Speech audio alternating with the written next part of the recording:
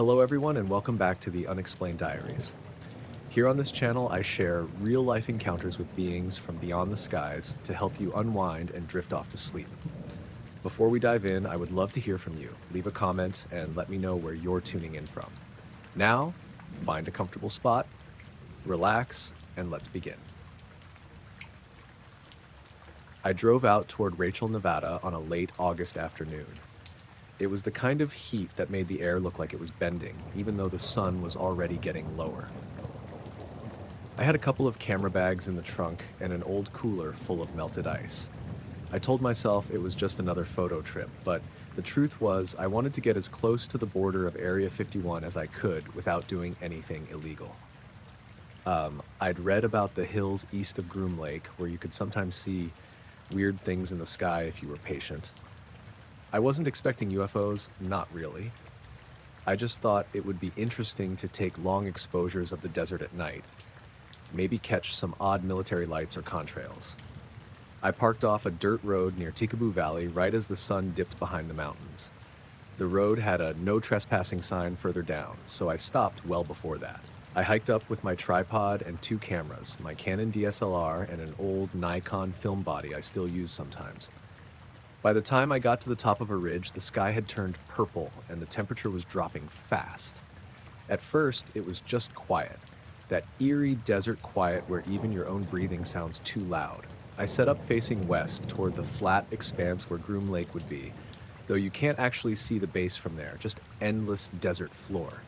About 45 minutes in, I saw what looked like headlights way off in the distance, not on a road, just out in the middle of the desert. I thought maybe it was an ATV or some off-road vehicle, but the light didn't move like that. It was low, almost hugging the ground, and it didn't throw a beam. It was just glowing. White at first, then it shifted slightly toward orange. I took a few shots with the DSLR, checking the back screen. They showed nothing, just blackness. Even when I set a 30-second exposure, there was no light streak. My Nikon film camera was running with a cable release, shooting longer exposures on its own, so I figured maybe that one would catch it. The light got brighter, then dimmed, like it was pulsing. I kept telling myself it was some sort of military flare or ground test. But then it lifted, slowly, like someone pulling a balloon on an invisible string. Only it went perfectly straight up, no wobble, no sound. I pulled the viewfinder up and tried to focus on it. My camera suddenly locked, not physically, but electronically. The live view froze on one frame. I could still move the body, press buttons, but the screen just showed one still image of the desert no matter what I did.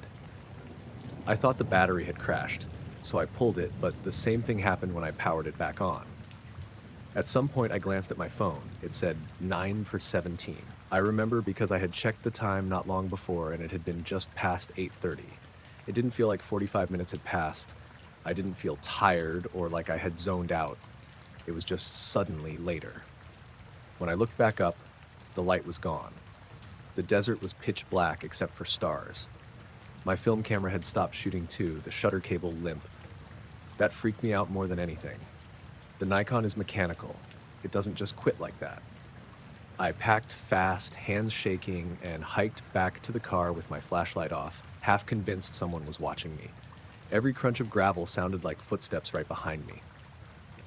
At one point I thought I saw movement on the ridge next to mine, just a shadow against a darker background. But when I swung the light over, there was nothing. Back at the car, the cooler water was warm. My dashboard clock read 12:41. I sat there with the engine off, trying to make sense of it. I couldn't remember the hike down. I know I walked it, but the memory was just blank, like I'd skipped it. When I got home 2 days later, I developed the Nikon roll in my bathroom. Out of 36 frames, only one had an image. It was the desert floor, perfectly normal, but there was this faint white blur rising from the center of the frame, almost like smoke, but too solid. Every other frame was completely blank. No scratches, no overexposure, just blank. The Canon still won't take pictures. It powers on, but the live view is frozen, the same way it was out there. The image it shows is the desert ridge, stuck like a painting. I haven't told many people. The couple friends I showed the film photo to just shrugged, said it looked like a processing mistake. Maybe it was. But I know what I saw rising off that desert floor, and I know my camera didn't just decide to freeze on one frame by accident. I still have that Nikon photo. It looks ordinary if you glance at it, just a grainy desert shot, but when you stare long enough, that white blur almost looks like it's moving upward, even though it's just a still image. I keep it in a drawer now. I don't like having it on the wall. That night near Area 51, something happened. I just don't know what.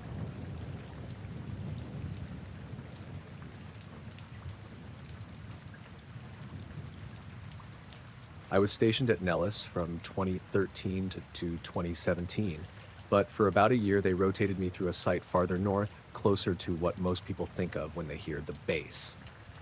Officially, I was just a security forces airman pulling perimeter and interior posts. Nothing glamorous. Most of it was sitting in a chair, checking badges, walking slow patrols, and writing hourly logs. The strangest post I ever had was a door in one of the older buildings. On the roster, it was listed as Post 733B. The door itself was plain steel, painted a dull beige like the rest of the hallway, no windows, no keypad, just a placard at eye level that read in block letters, "No entry without escort." That was it. No unit insignia, no room number, no indication what was inside. My orders were always the same: stay seated outside, verify credentials if anyone approached, and log any unusual activity. The thing was, nobody ever approached. Not once in all the months I worked there did I see anyone try to enter or leave. The first few shifts were boring. I sat in a chair across the hall with a binder, jotting down times, listening to the hum of fluorescent lights. The hallway was always cold, colder than the rest of the building, like the air conditioning ran harder there. My reliefs treated it like any other post. They'd trade me the logbook, nod, and walk off. Nobody ever said anything about what the door was for. Then one night around 200, I felt the floor beneath my boots shiver. At first I thought it was an aircraft overhead, but the vibration didn't sound right. It wasn't the heavy thrum you get from jets or helicopters. It was lower, like a metallic hum that started in the walls themselves. My chair rattled slightly. The logbook slid a fraction of an inch across my knee. It lasted maybe 20 seconds, then stopped. Silence afterward. I looked up and down the corridor, half expecting to see another guard smirking, like maybe they'd wired something to mess with me, but the place was empty. When my relief showed up an hour later, I mentioned it casually. He just shrugged and said, "Yeah, that happens." Noted in the log. No explanation, no curiosity. Like it was routine. After that, I started noticing little things. Sometimes the hum would happen at different hours.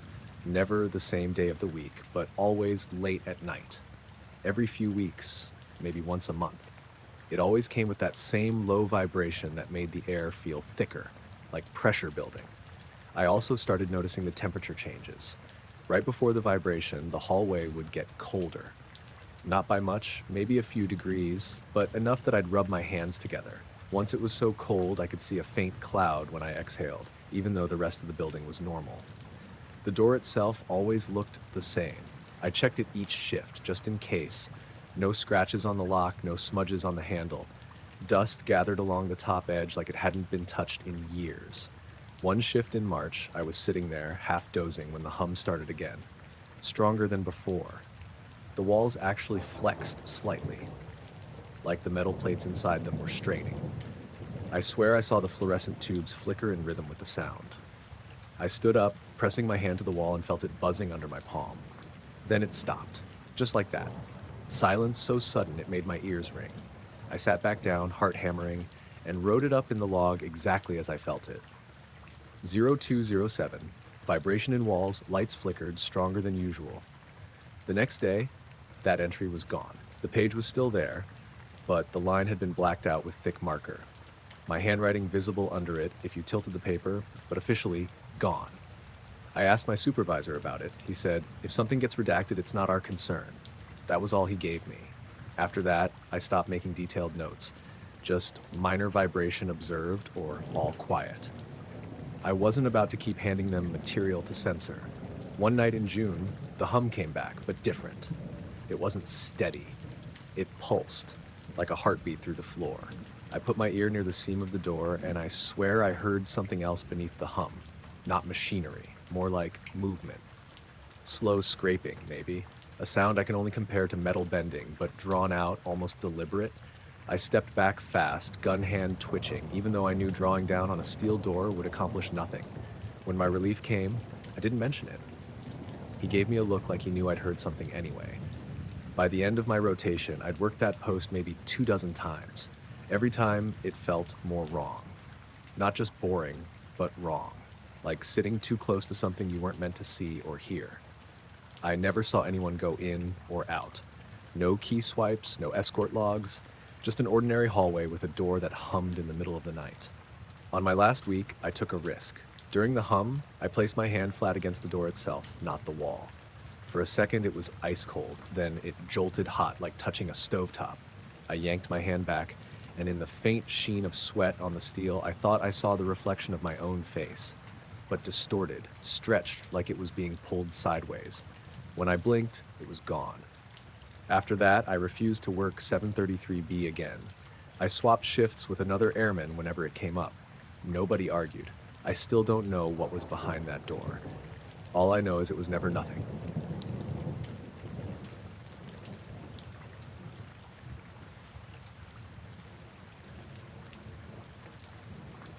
I was working a short-term contract out in Nevada back in 2016. It wasn't glamorous work, mostly HVAC maintenance and some wiring checks, but the job site was inside Nellis Range, technically under a subcontract tied to the big installation everyone knows by name but nobody talks about. I had been cleared for limited access, nothing deep, just utility corridors, mechanical rooms, and the occasional restricted hallway where they'd have an escort with you. The rules were strict, even for contractors. Every morning, you badge in at the main gate with your escort, badge out at the end of the day, no exceptions. The badge itself is a plain plastic card with your photo, clearance color, and the magnetic strip. Lose it, you're done. They drill that into you day one. I'd been on the job for about 3 weeks without issue. My days were pretty routine. Fix a fan coil here, check refrigerant levels there, write it all down on the clipboard, get escorted back out. Honestly, it was boring, which is why what happened stuck out so much. That day was hot, early August, and I'd been crawling through a duck chase for hours. My shirt was soaked through. Around 6:30 p.m., we wrapped up. I was the last of our little contractor crew still packing up my tools. I remember being tired and a little dehydrated, thinking about the long drive back to Alamo where I was staying. At the final checkpoint, you hand your badge to security, they swipe it, and you're logged out. It's usually the same handful of guards, all serious but not unfriendly. When my turn came, I pulled the badge from my chest lanyard and slid it over. The guard glanced at it, swiped, and then handed it back. Nothing unusual in his expression, except when I clipped it back on, I froze. The face on the card wasn't mine. It was my name, full first and last, spelled right. Same clearance color, same ID number I recognized. But the photo wasn't me. The man in the picture looked maybe 10 years older, darker hair, different bone structure. Not a twin, not even close. I looked up at the guard, expecting him to say something, maybe call me back. He didn't. He was already waving the next guy forward. I stepped aside, staring at the badge like I was losing my mind. I pulled out my phone to check the time, out of instinct, but of course the phone was locked in the locker back at the contractor staging area. They don't allow personal devices past the perimeter. All I had was my tools and this badge that wasn't mine, but also was. I slipped it back into the lanyard and walked out to the parking lot. My legs felt unsteady. I figured maybe there had been some kind of printer glitch earlier, that they'd reissued it by accident, though I knew I hadn't swapped badges with anyone. Nobody else had my name. In the lot, the sun had just gone down and the sky was that dim red-purple over the desert. I climbed into my truck and sat there with the badge in my hand. The photo almost seemed to change in the fading light, like the features blurred the longer I stared. I finally shoved it into the glove box and drove out. On the way back down Highway 375, I kept expecting a call from the contractor office or a security SUV pulling me over. Nothing happened. The badge beeped me through the final external gate like normal. That night, in my motel, I laid the badge on the nightstand and just looked at it. Still my name, still not my face. I thought about showing my crew lead the next morning, but a voice in my head said not to. If they thought I was screwing with the badge system, I'd be booted off site, maybe blacklisted from future work. So I kept my mouth shut. The next morning, I clipped the badge on and walked into the checkpoint like always. The guard scanned it, handed it back without even a glance. No hesitation. I looked at the card again once I was past. The wrong face was still there. For the rest of the week, it stayed that way. No one said a word. None of the guards, none of the escorts, not even the biometric scanner at one of the interior doors.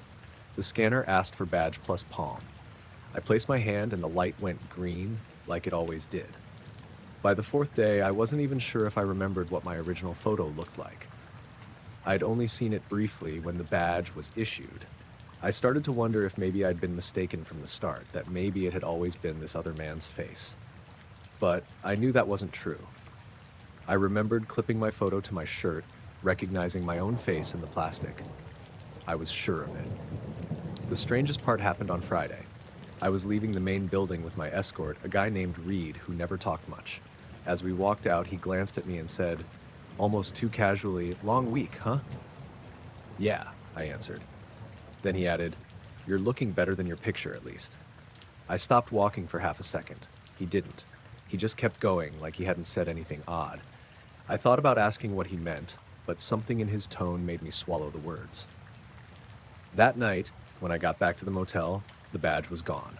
Not misplaced. I checked every pocket, tore apart my truck, flipped the sheets. It just wasn't there anymore. I never reported it. I told the contractor I'd finished my part of the job and asked to be rotated out. They didn't argue. A week later, I was back in Arizona working a refrigeration install, and nobody mentioned Nevada again. I still think about that badge, the other face, the way security acted like nothing was wrong. Sometimes I wonder if someone else has a badge with my photo on it, wearing my name, walking through doors I was never supposed to see.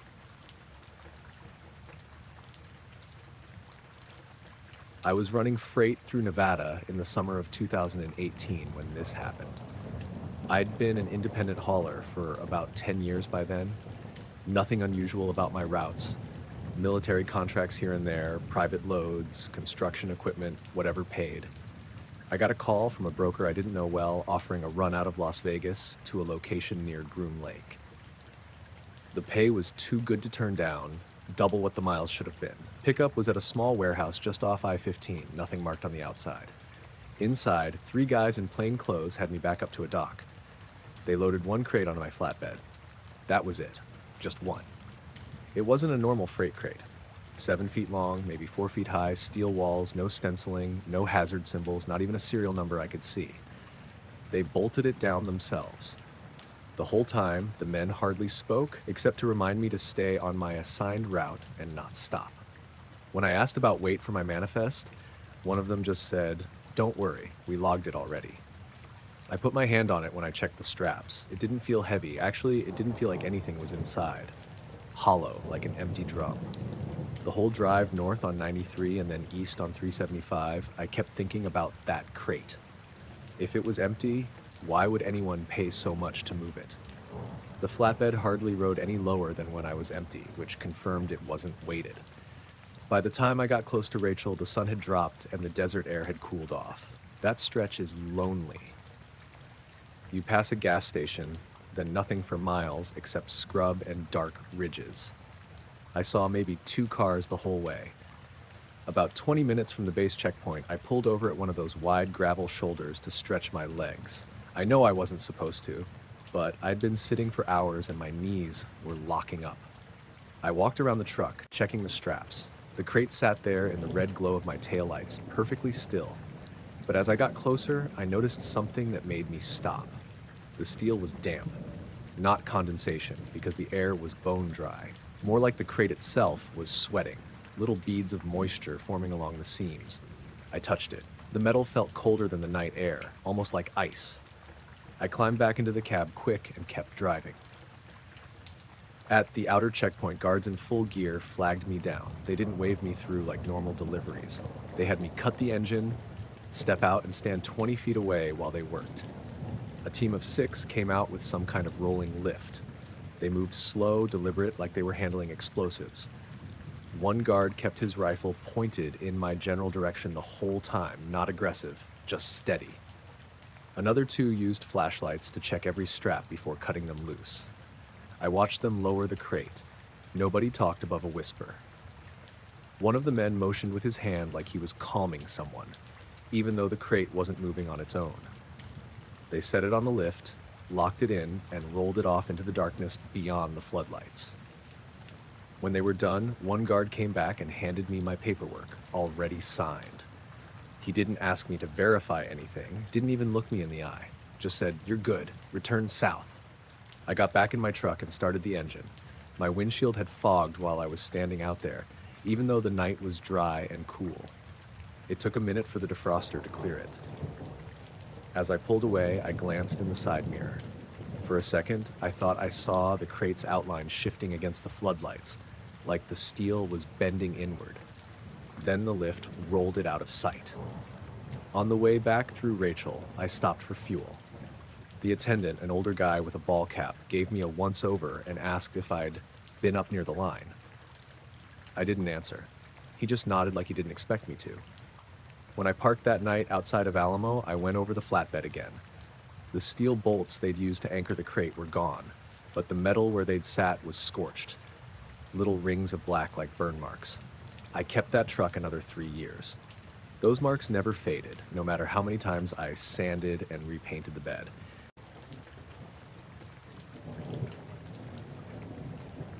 I was stationed at a site near Groom Lake in 2011, working as a junior radar tech. Nothing glamorous. Most of my shifts were spent in a dimly lit control room with 2 other guys, watching screens that hardly ever changed.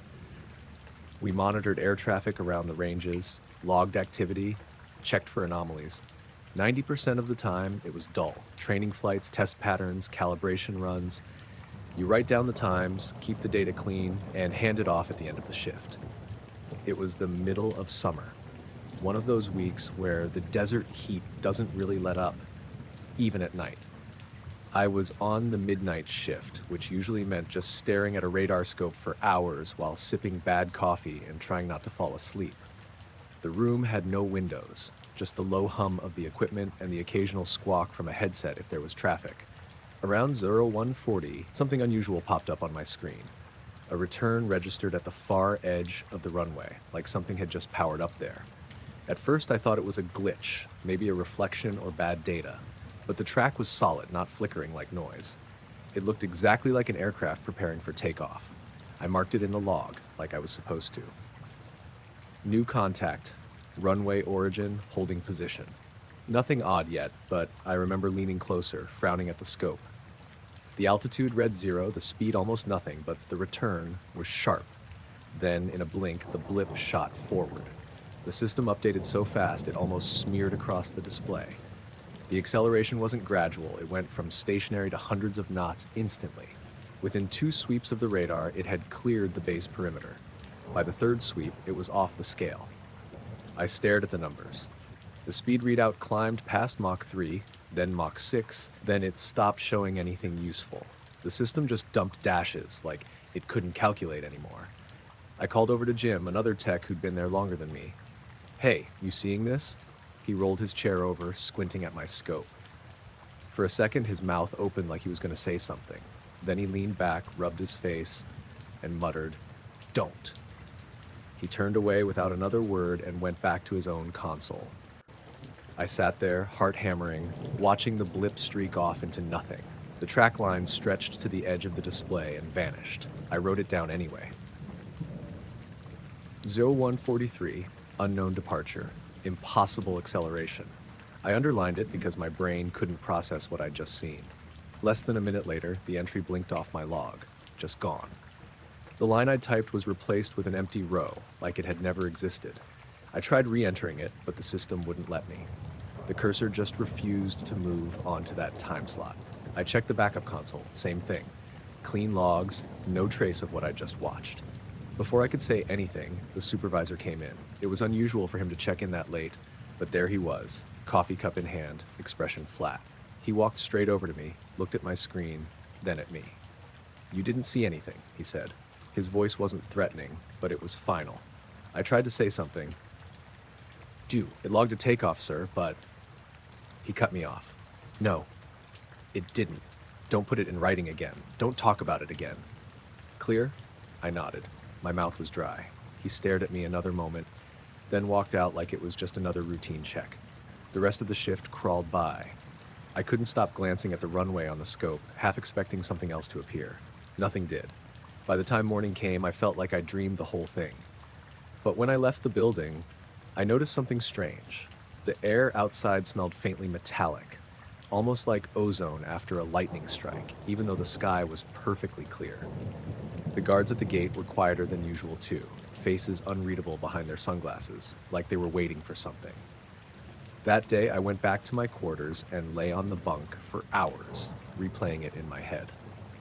A craft leaving the runway, accelerating faster than anything I'd ever heard of, then vanishing from the radar in seconds. Logs auto-cleared. Supervisor shutting it down immediately. I worked there another 7 months. Nothing like that ever showed on my screen again. But I also never stopped thinking about how quick my supervisor had been to appear. Like he already knew what had happened before I even called it out. When my contract was up, I left Nevada and never reapplied. I told myself it was just a glitch, a bad read. But I know what I saw on that scope, and I know I didn't imagine the way the data disappeared right in front of me.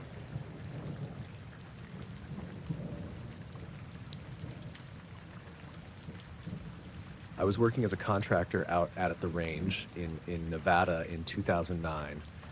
Not directly on the Groom Lake side, but close enough that you knew where the restricted lines were drawn. My job wasn't anything exciting. I was a diesel mechanic, mostly servicing generators, transport trucks, and the occasional oddball piece of equipment the Air Force had dragged out there. You didn't ask questions about the gear you worked on. You just made sure it ran. It was late July, hot enough during the day to burn your skin just walking between the shops, but at night, the desert cooled quick. A couple of us, me, a guy named Wilson, and a younger kid named Harper, were on the evening shift. We'd been repairing a mobile generator that had thrown a belt earlier in the week. Around 10:30, we took a smoke break outside the hangar bay doors. From where we were standing, you could see the long stretch of desert that led to one of the fenced perimeters. Past that fence, it was just nothing. Flat sand, rocks, a few low hills way out in the dark. There wasn't supposed to be anyone out there. The patrols swept it constantly. That's when Harper pointed and said, "Do you see that?" I looked where he was pointing. At first, I thought it was a trick of the heat haze, but there was definitely someone walking out there. A man moving slowly across the sand, barefoot from the look of it. His arms hung loose at his sides, his head slightly down. He was maybe half a mile out, right in the middle of the restricted zone. Wilson swore under his breath. No way. Nobody's supposed to be out there. The guy was walking steady, like he wasn't lost, just headed somewhere. No flashlight, no gear, no vehicle nearby. Just a pale figure in the floodlight glow that reached out farther than you'd think. Harper started toward the radio shack, but before he even got there, the patrol jeeps came rolling up from the south fence line. They must have already seen him on one of the cameras. 2 trucks pulled up fast, their spotlights swinging over the desert. The man didn't react. He just kept walking, slow and barefoot. The patrols circled in, maybe 50 yards out, and I remember the lights hitting him full on. That's when I realized something wasn't right. He didn't throw up a hand, didn't flinch, didn't acknowledge the jeeps at all. Just kept pacing along like he was following something we couldn't see. I expected the guards to jump out and tackle him, but instead they stopped short. One of the jeeps angled so its lights tracked across the sand in front of him. And that's when Wilson let out this sharp little laugh, like he didn't believe what he was seeing. There were footprints, clear as day in the beam of the light, but the sand under each print was darker, almost black, and it caught the light in this strange way, like glass does when it's cracked. It looked melted. The man walked right past the lights, leaving behind this trail of warped footprints that gleamed faintly as the jeeps tracked him. Then, just as he reached a small rise in the sand, he was gone. I don't mean he ducked or ran. One step he was there, the next he wasn't. The patrols lit up the area, swung their beams back and forth, drove circles around the rise. Nothing. Just empty desert. We stood there in silence. Even Harper, who was usually a loudmouth, didn't say a thing. The patrols eventually shut down their lights, lingered for a few minutes, then drove off without a word to us. They didn't radio in, didn't stop to question anyone. It was like whatever had just happened wasn't supposed to be discussed. The next morning, Wilson and I went back out under the excuse of checking the generator fuel levels. Harper refused to come with us, said he was too tired, but I think he just didn't want to see it again. We walked out to where we'd seen the man. The footprints were still there, black, sunken impressions in the sand, maybe 20 of them, all in a line. I crouched down to touch one, and it was hard. Not like sand at all, but fused together, brittle and sharp around the edges. "Glass," Wilson muttered. He kicked a chunk loose, and it broke with a sound like snapping ceramic. The inside was shiny, almost like obsidian.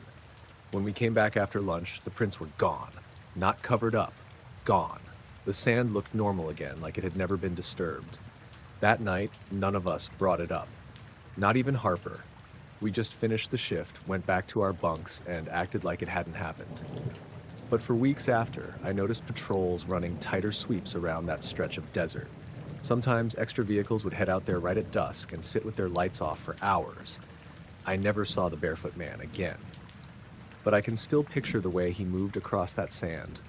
Slow, steady, like he didn't even notice the jeeps around him, and the trail of melted prints that vanished as quickly as he did.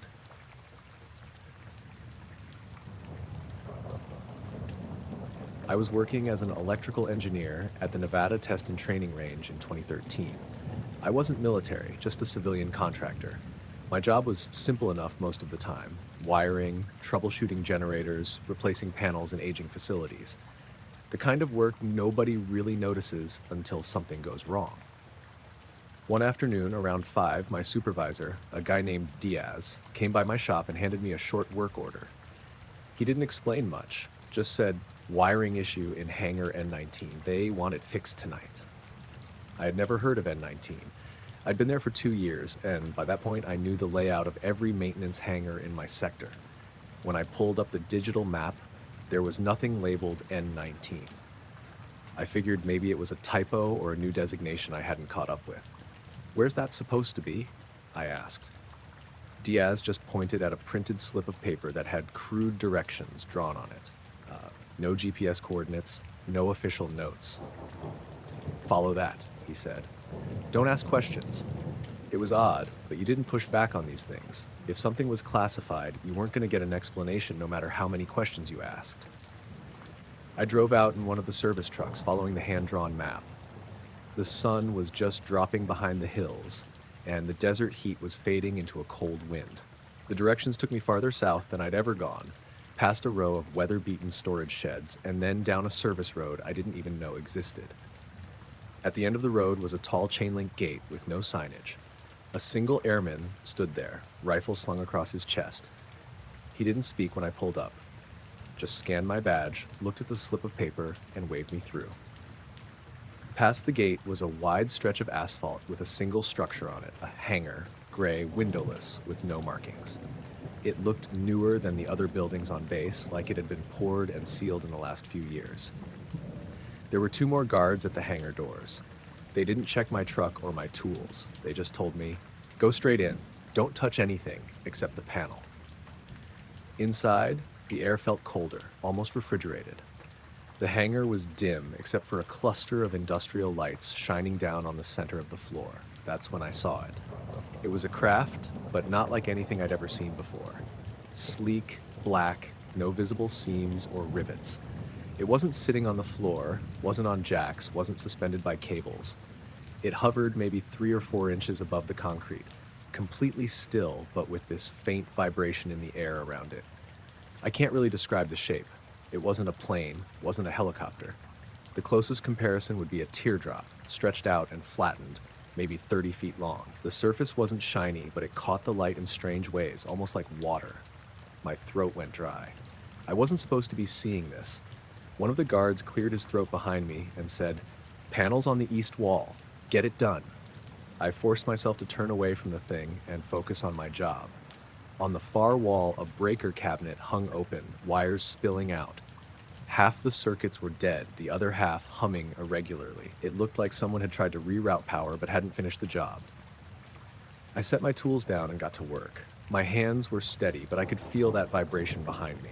It wasn't sound exactly, it was in my chest, like standing too close to heavy machinery. Every so often, the lights above flickered, and when they did, I swore I saw the craft shiver, like a muscle twitching. At one point, I dropped a screwdriver. It clattered across the floor and slid slightly toward the thing like it had been pulled by a weak magnet. I froze. The guards didn't move. I got the wiring sorted after about 40 minutes, replaced a fried breaker, tightened some grounds, rebalanced the loads. When I powered the circuits back up, the hum in the hangar deepened for a moment. The craft seemed to brighten, its surface pulsing once, then going still again. "Done," I said, my voice rough. The guard closest to me stepped forward. "Pack up!" I gathered my tools quickly. I wanted out of that building more than anything. On the way to the door, I glanced back one last time. The craft was hovering exactly as before, but I noticed something I hadn't seen when I came in.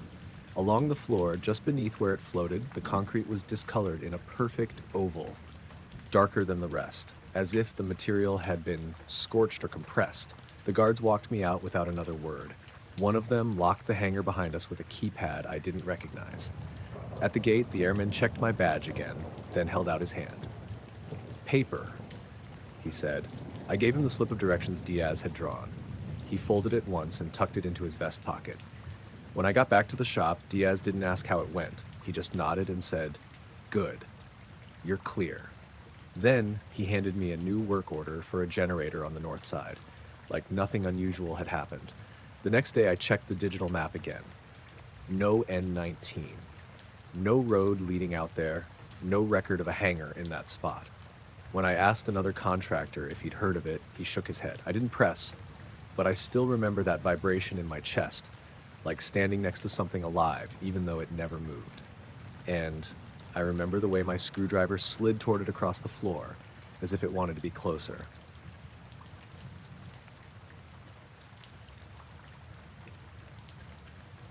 I worked security at the Nevada Test and Training Range for a little over 4 years, most of it at the main perimeter gates. Most nights were boring, checking credentials, logging vehicles, making sure no one wandered where they didn't belong. My shift usually ran from 6 in the evening to 6 in the morning, 12 hours sitting in that booth with a thermos of coffee and the occasional convoy rolling through. One night in February 2017, I was assigned to the South Gate. Cold, windy, moonless. The kind of night where you're grateful for the little space heater under the desk. Nothing unusual happened during the shift. 2 deliveries around midnight, a contractor who'd left his badge in the barracks and had to wait while his supervisor vouched for him, and one of the patrol units swinging by for a quick check-in around 3. When 6 rolled around, I powered down the terminal, locked the booth, and clocked out just like always. The system showed my badge out, meaning I'd officially left. I remember the scanner light turning green. I drove home, which was about 45 minutes away in Alamo. Roads were empty. I stopped at the Sinclair on Highway 93 for gas, grabbed a stale breakfast burrito, and pulled into my driveway just after 7. When I walked inside, my wife, Carla, was at the kitchen table with a cup of coffee. She looked up at me and frowned. "Where are you going?" she asked. I was still in uniform, badge clipped to my chest. "Home," I said. "Shift's over." She stared at me like I was joking. "You already came home, last night. You got in around 7 like always, climbed into bed, and you were snoring before I even finished brushing my teeth." I laughed because I thought she was pulling one on me, but she didn't laugh back. She looked pale, confused. "Carla," I said, "I've been at the gate all night.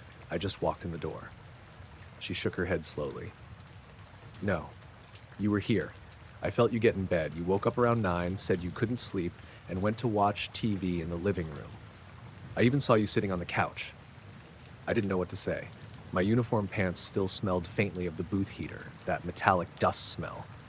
The burrito wrapper was in my truck, but she was dead serious. I went into the bedroom. The sheets on my side were messy, like someone had been lying there. My pillow had that dent in it, like when you've had your head down for hours. Carla hadn't touched it. I tried to brush it off, Maybe she'd dreamed it, maybe she'd been half asleep and imagined me there, but she was certain. She even described me tossing the covers off when I got too hot, exactly the way I always do. Later that day, I logged into the security portal from my work laptop just to double check. My badge history showed continuous activity at the Southgate booth from 6:03 p.m. to 6:01 a.m. No interruptions, no duplicate scans. According to the system, I never left. I didn't mention it to anyone at work.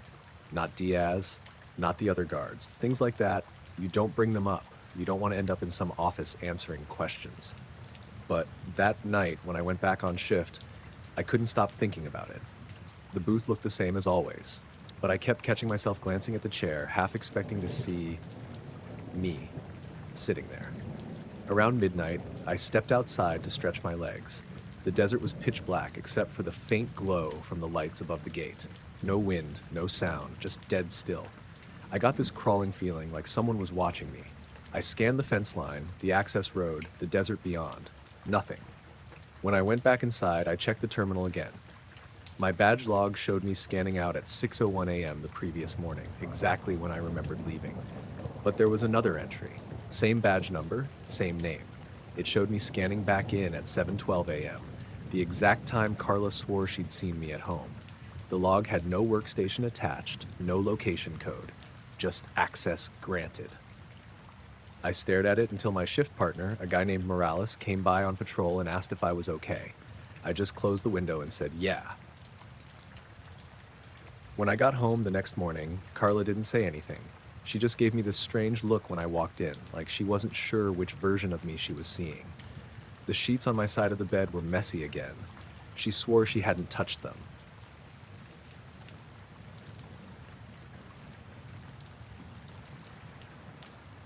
I was working nights at one of the communications outposts near Groom Lake back in the fall of 2015. I wasn't military, just a contractor handling the audio logs, recording channels, keeping tapes and digital files organized, that sort of thing. Most nights were dull, long stretches of nothing punctuated by routine check-ins or test signals. I didn't mind. The pay was good and the work was quiet. It was a cold, windy evening, just after sunset. The desert air had that sharp, dry bite that gets under your skin when the sun drops behind the hills. I was alone in the comms room, except for the occasional passing guard checking in. The building had no windows, fluorescent lights buzzing overhead, and the faint hum of the equipment running constantly. Around 10:15, I was scanning the incoming audio channels, making sure nothing had scrambled during the last round of tests. Most of it was static or normal radio chatter. That's when I heard it, my name. It wasn't in a clear voice exactly, more like a distorted signal looping through the static. Nathan, Nathan. It repeated over and over, low and fractured, as if the transmission was struggling to maintain itself. I froze, my hand on the tape player. The channel was supposed to be inactive, just a feed from a long-range sensor array. Nothing human was supposed to be broadcasting on it. Hello? I said into the room, though no one would answer. My voice sounded strange, muffled, swallowed up by the hum of the machines. The name kept repeating for maybe 20 seconds, broken, skipping like a scratched record. Then it stopped, leaving only the low static hum in the speakers. I rewound the tape and played it again. The moment it reached the point where I'd heard my name, it was gone. Just static. I thought I'd misheard. Maybe fatigue, maybe my brain filling in words. But then it happened again a few minutes later on a different channel. Same distorted voice, same repetition of my name. I jotted it down on the log, trying to stay calm. Possible signal interference. Here repetition of name, unknown source. I didn't mention it to anyone. You didn't bring these things up if you wanted to keep your job. I replayed the tape later that night in the quiet of the comms room, headphones on. I expected the same fragmented, haunting voice calling my name. But the section that had triggered me earlier was clean. No voice, no distortion. Just normal background static. I checked the other channels. Nothing. Not even a trace of what I'd heard live. My log still had the note from the first recording, but it was useless. I compared timestamps, ran a diagnostic on the equipment. Nothing malfunctioned. For the next few nights, I tried to recreate it. Sitting at the same console, scanning the same channels, adjusting levels, everything I could think of. Never happened again. Not on the original tape, not live, not anywhere else. But the feeling didn't leave me. Every time I walked down the hall toward the sleeping quarters, I had this tight, cold sensation in my chest, like someone was listening behind me. I'd glance at the security cameras, see the long, empty corridors, the same flickering fluorescent lights, and still feel it, like a presence lingering just out of view. Once, a week later, I caught a brief glint in one of the cameras. Movement that didn't match anyone I knew was on shift. Just a shadow, pale and flickering along the wall of the comms hallway. By the time I swiveled the monitor, it was gone. No reflection, no person, just the empty corridor. I tried talking to the other contractors subtly, mentioned odd glitches in the recordings, interference, hearing your name in static. They nodded, distracted, didn't ask questions. You could tell they didn't want to talk about it. You learned quickly not to press. I kept my hours, finished out my contract. Nothing else ever came through those channels. Nothing that sounded like a voice, a name, anything unusual. But I knew what I'd heard. There's a line between what the tape shows and what you experience when you're alone, in the quiet, with the desert wind carrying through vents and the low hum of electronics in your ears. Even now, years later, sometimes when I'm alone and hear a scratchy sound in a static-laced channel, I swear I can hear it. My name, just barely, buried under noise I can't explain. But when I try to catch it, replay it, record it, it's gone. Just gone. I never spoke to anyone about it outside that post. Not a single supervisor, not a friend, no one. Some things you don't report because there's nothing to report, nothing to prove, and everything to lose if they take it seriously. I left Nevada not long after that assignment ended. I moved back east, got a different line of work. But every time I think about comms nights, the empty halls, the hum, I remember it. The voice repeating my name, clear in the moment, gone when I tried to hold it. And I don't know why. I still don't.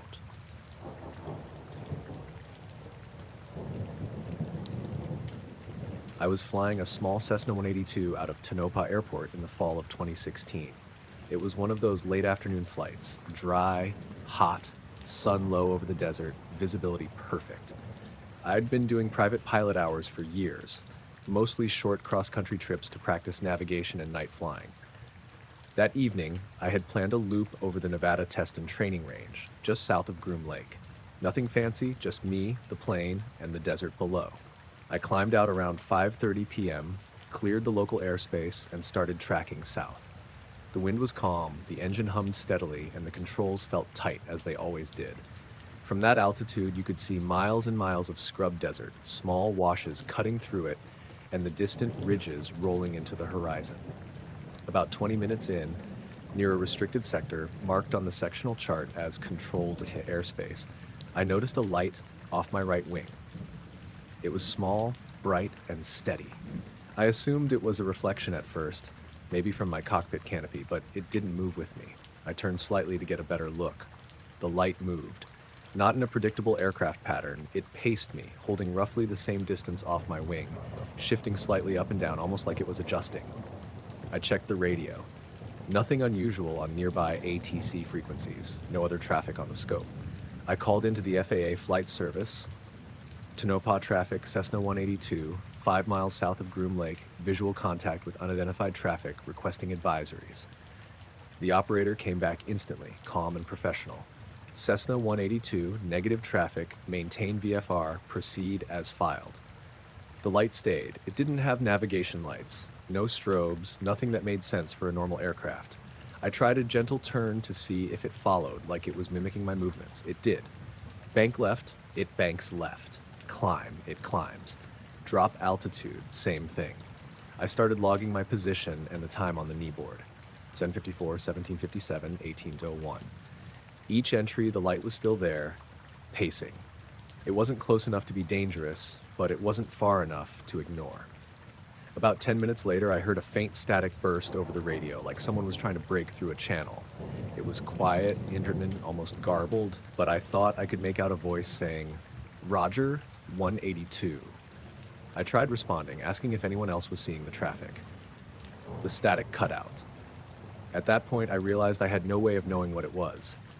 No one else reported it, and the FAA controller was treating it like nothing was there.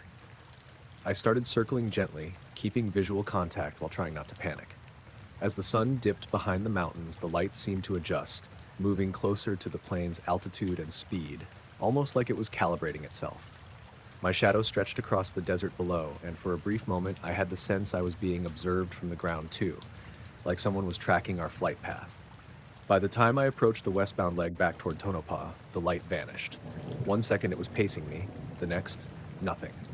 No fading, no streak, no flash, just gone. I checked all instruments, my own heading and position. Nothing wrong with the plane. When I landed, I filled out the normal flight log and noted the unusual encounter. I also called the FAA later that evening to make an official report, detailing the pacing light, my times, altitudes, positions, and the faint static transmission I thought I heard. A week later, I called to follow up. The FAA officer on the line was polite but firm. "Sir, we have no record of any report filed by a Cessna 182 on that date. Your call wasn't logged, and no unusual traffic was reported by radar or other pilots." I double-checked my own notes and even pulled screenshots from the GPS logger in the cockpit. All my personal records matched exactly what I'd submitted. The positions, the times.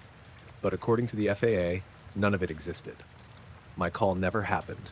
The flight was routine, and no lights or traffic were observed. I asked them if there was some administrative error, maybe a delayed log entry or a system glitch. They just repeated that there was no incident and I wasn't to worry about it. Over the next few months, I flew that route a handful of times at similar altitudes and times of day. Nothing ever happened again. No lights, no voices, nothing unusual. I stopped mentioning it at all. Even my logbooks didn't help. The personal GPS data didn't count as official proof. The whole thing started to feel like a weird memory, something I couldn't share without sounding insane. But I can still see it when I close my eyes. The way the light moved perfectly with the plane, adjusting in real time, the way the desert looked as the sun set behind the ridges, the faint feeling that someone or something was tracking me from the ground at the same time. I flew commercially for a couple years after that, but I never flew that sector alone at sunset again. The FAA records may not show anything, but I know what I saw, what I felt, and the way it followed me for that stretch of desert sky. Even now, years later, I still check my logs when I fly anywhere near Nevada. I know the numbers will match my experience, but the official channels never will. And part of me wonders if anyone else ever saw that light, or if I was simply the only one who did.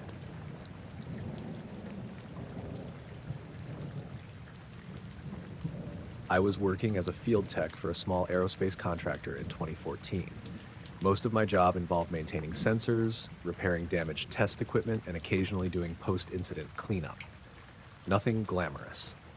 I was used to long hours in the desert, sunburned neck, dusty boots, and the constant wind cutting across the flat washes. One afternoon in late October, a small aircraft classified test project, nobody outside the contractor or military teams knew the details, crashed a few miles outside the southern boundary of the Nevada Test and Training Range. The crash wasn't fatal. The pilot walked away with minor injuries. My team was dispatched to help recover debris and clear the site for investigation. It was hot and dry, around 87 degrees when I arrived, and the smell of burnt composite hung in the air. I spent the first hour cataloging fragments, taking photos, and logging serial numbers for all the parts. Most of it was twisted aluminum and shattered panels, but a few pieces were intact, covered in a thin layer of soot. While the team was distracted, one guy measuring wing fragments, another bagging wiring, I noticed a small piece of scrap about the size of a smartphone tucked in the sand at the edge of the crater. It was smooth, metallic, darker than the surrounding wreckage, and oddly uniform, like it had been machined rather than broken. I picked it up. It was unnaturally cold, almost biting to the touch. I brushed off some sand, feeling the cold travel up my fingers. I knew better than to carry debris without logging it, but something about that little piece drew me in. It was heavy, solid, and unlike anything I'd seen before. I slipped it into my cargo pocket. The rest of the day went on normally. We collected what we could, secured the site, and were cleared to leave by the on-site officer. I drove back to my motel in Alamo, keeping the piece in my pocket all the way. The cold didn't fade. It was almost persistent, like it had its own temperature. That night, in my room, I put the piece in the top drawer of the small desk. I left it alone, just sat on the bed staring at the desert through the small window. I fell asleep around 11:30, exhausted, the scrap still cold in my drawer. When I woke around 6:15 a.m., the piece was gone. The drawer was empty. On top of the desk, where nothing had been the night before, was a small note, folded neatly. I unfolded it. In simple handwriting, it read, "Don't take what isn't yours." I blinked a few times, thinking I was dreaming. I looked under the bed, in my suitcase, even the trash can. Nothing. The note was the only thing left. My first thought was someone had entered the room, but the lock on the door was intact. The motel security camera facing the hallway didn't show anyone entering. The staff confirmed no one had been there. I shoved the note back into the drawer, hoping that would be the end of it. I felt uneasy, but told myself it was just a prank, or my imagination after a long day. Later that morning, I tried to call my supervisor to explain. When I described the scrap piece, the same smooth metal, the same cold, he got quiet and said, "Nathan, make sure you didn't pocket anything you weren't supposed to. The site's heavily monitored and there's nothing missing officially. Don't mention it again."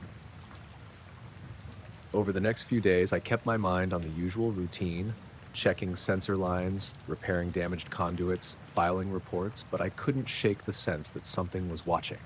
Not actively, but present. While walking across the open desert to inspect remote sensors, I'd catch a shadow at the edge of my vision. It would disappear when I looked directly. Even at night, in the motel, the air in the room sometimes felt different, heavier, colder near the drawer where the scrap had been. I avoided it, didn't open the top drawer, and I didn't sleep well.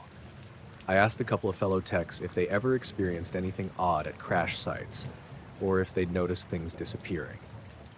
They laughed it off.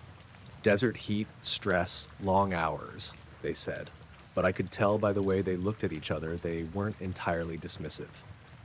Weeks later, I returned to the crash site for follow-up checks. Nothing had changed, except a faint indentation in the sand where I had originally found the scrap. It was perfectly oval, maybe 6 inches across, the sand slightly fused at the edges. I kicked at it. It crumbled like normal dirt, but the impression remained, subtle and unnatural. I never found out what happened to the piece. No one ever mentioned it. No one came to recover it. I never tried to take anything again. The note stayed in my mind for months, folded and tucked in a notebook I carried for logs and sketches. Even now, when I think about it, I can feel the cold from that scrap metal, the way it seemed almost aware, like it didn't belong to this world, or at least not to me. And that note, the handwriting, the exact words. I don't know who left it or why. I never told anyone outside a handful of people I trusted. Talking about it meant sounding insane. But the desert, the crash site, the memory of that cold scrap, and the warning stayed with me long after I stopped working near Groom Lake. Sometimes when I open a drawer, I half expect it to be there again, lying in the same spot. The cold would be the first thing I'd feel, and I know I'd leave it there.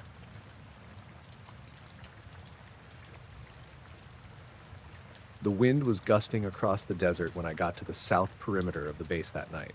It was mid-March 2018, and even though the days were warming up, nights still carried that sharp, dry chill that creeps under your jacket.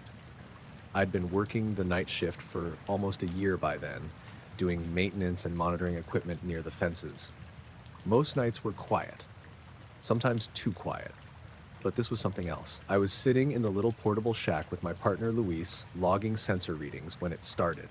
Faint at first, like someone calling out from far away, barely audible over the wind. I tilted my head. "Did you hear that?" I asked. Luis paused, pencil midair over the log sheet. "Hear what?" "That screaming?" "Or something like it, out there."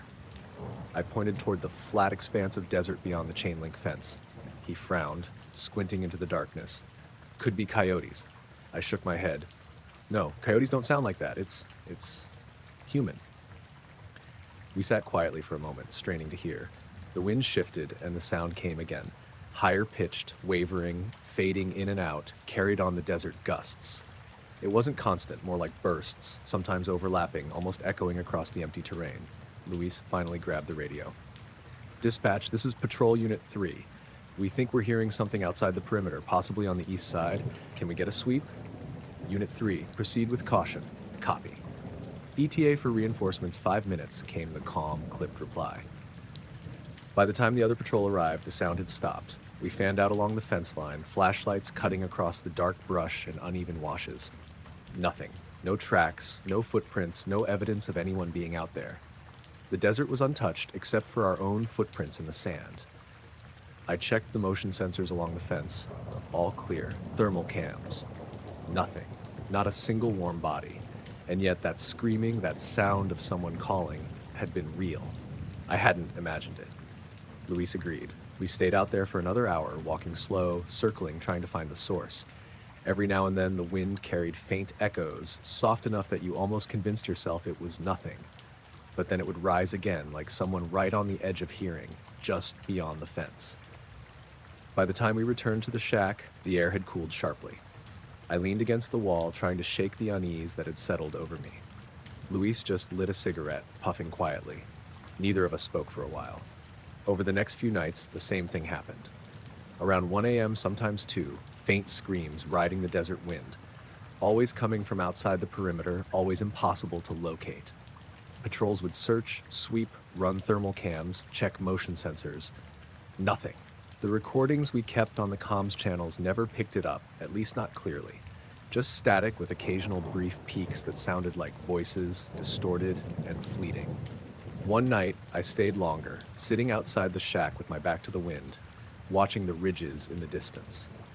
I started noticing movement, or what I thought was movement, at the edge of my peripheral vision. Shadows shifting across the desert floor, but when I turned, nothing. Just sand, rocks, and low scrub.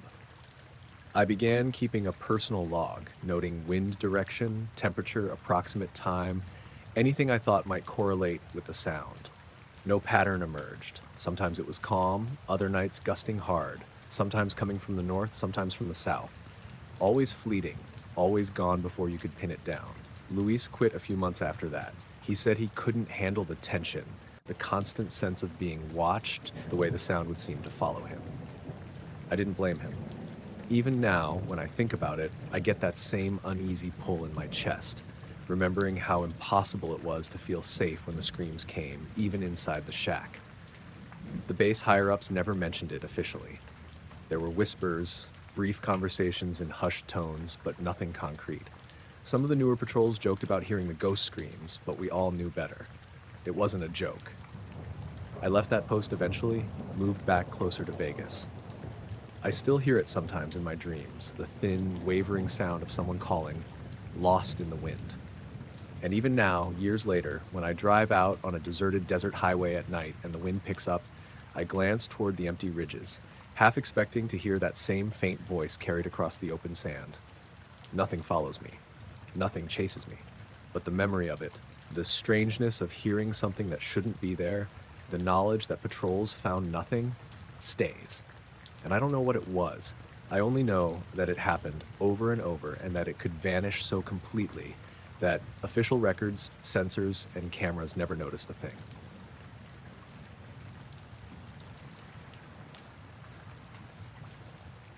I was contracted to do some wiring upgrades at the southern end of the Nevada Test and Training Range in 2016. Most of my work was straightforward: run cables, check power circuits, verify sensors. Nothing glamorous, and most of the time you were alone, wandering between fenced-off buildings with little to do but check gauges and note voltages. That night, I arrived late, around 11 p.m., after a 2-hour drive from Las Vegas. The base was quieter than usual. The wind had picked up, kicking dust across the road, and the lights along the perimeter fence flickered in the gusts. My supervisor at the gate gave me the usual nod and told me to wait while they processed my clearance. They led me to a small holding area tucked behind one of the administrative hangars. The room had mirrored walls, floor to ceiling. I assumed it was for security monitoring, seeing everyone in the space from multiple angles, or maybe just some weird psychological test for visitors. I waited, leaning against the wall, trying to get comfortable on the cold linoleum floor. That's when I noticed it. My reflection. At first, I thought my eyes were playing tricks. I raised my hand and the reflection followed. I blinked, and the reflection blinked. I breathed in, and my reflection remained still. I froze. Slowly, I exhaled. The mirrored version still didn't move. I stared for a few moments, unsure if I was hallucinating or if the lighting was just messing with my perception. But the mirrored image didn't flinch, didn't shift, didn't mimic a single motion except when I moved my limbs slowly. Every blink, every subtle nod, every tilt of my head, half of it matched, half of it was wrong. A loud click from the door snapped me out of it. A security officer opened the way to the next area. Your clearance is approved. Follow me. I stepped toward the exit, glancing back at the mirrored walls. For a fraction of a second, I saw the reflection standing there, still, its chest motionless as if frozen mid-frame, unmoving while I walked away. My stomach sank. I shook my head, told myself it was nothing. Tired eyes, stress, maybe the mirrors were angled in a weird way. The next few days, I kept replaying the moment in my head. I drove out to the site at night, alone sometimes, trying to see if the reflection thing would happen again. It never did. None of the other holding rooms had mirrors like that. No one else ever mentioned anything similar. I tried to talk to a couple of coworkers I trusted. Mirrors, I said cautiously. In the waiting area, my reflection didn't breathe. They laughed, nervously at first. Yeah, right. Desert stress, one of them said. But when I pushed, describing exactly how it moved and didn't move, they exchanged glances. One guy shrugged. Keep your distance. Don't read too much into those rooms. That area has been off limits for years. Only contractors and clearance personnel get brief access. After that, I kept my eyes away whenever I had to wait for clearance. I learned to glance at the door, not the mirrors, to avoid that sense of wrongness in the pit of my stomach. But the memory lingered. Sometimes I dream of it, my reflection standing still while I moved, following me from room to room, an empty version of me just watching.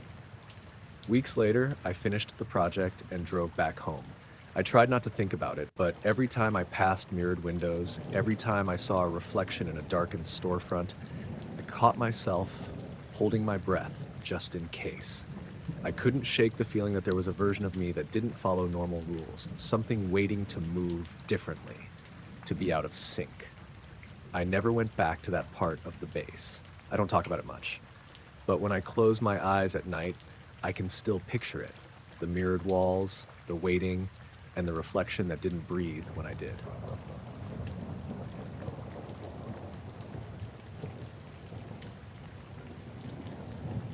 I worked as a maintenance tech at the Nevada Test and Training Range from 2015 to 2018.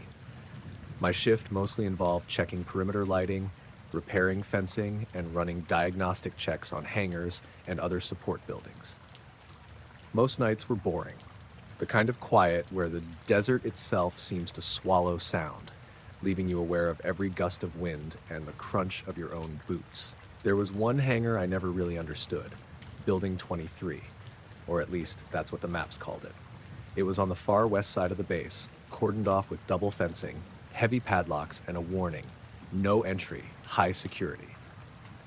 From what I could see through the narrow observation windows, it was empty. Empty for decades, my supervisor said. Records showed nothing had been stored there in at least 30 years. And yet, every few weeks, late at night, the floodlights around the hangar would flare on. Not a quick flicker. Full, bright, running for hours.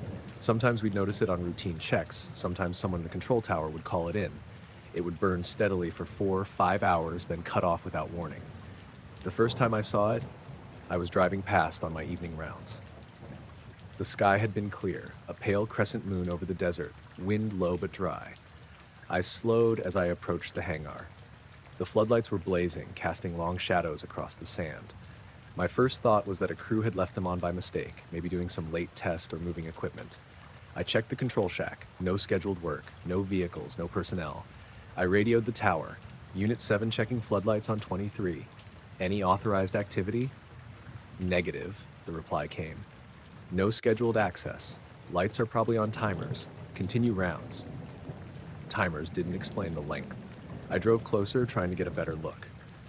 From the road, the windows were black, no motion inside, no heat signatures on the external sensors we'd installed after some earlier unauthorized access incidents. The desert around it was empty. I couldn't make sense of it, so I logged it and moved on. Over the next several weeks, the pattern repeated. Always late at night, always for hours. Sometimes the lights would flare as I approached, sometimes they were already on. Always the same, full intensity, steady, no signs of movement inside. Occasionally, the desert wind would carry faint mechanical sounds, almost like a generator, but when I checked, none were running. I started timing my rounds to see if I could catch anything. One night, I parked 50 meters away, keeping the truck's engine running, watching. The lights came on exactly at 1:37 a.m. I kept notes. Shadows from the fencing shifted slightly, as if the floodlights themselves were moving, though I knew they weren't. I sat for 3 hours. Nothing else changed.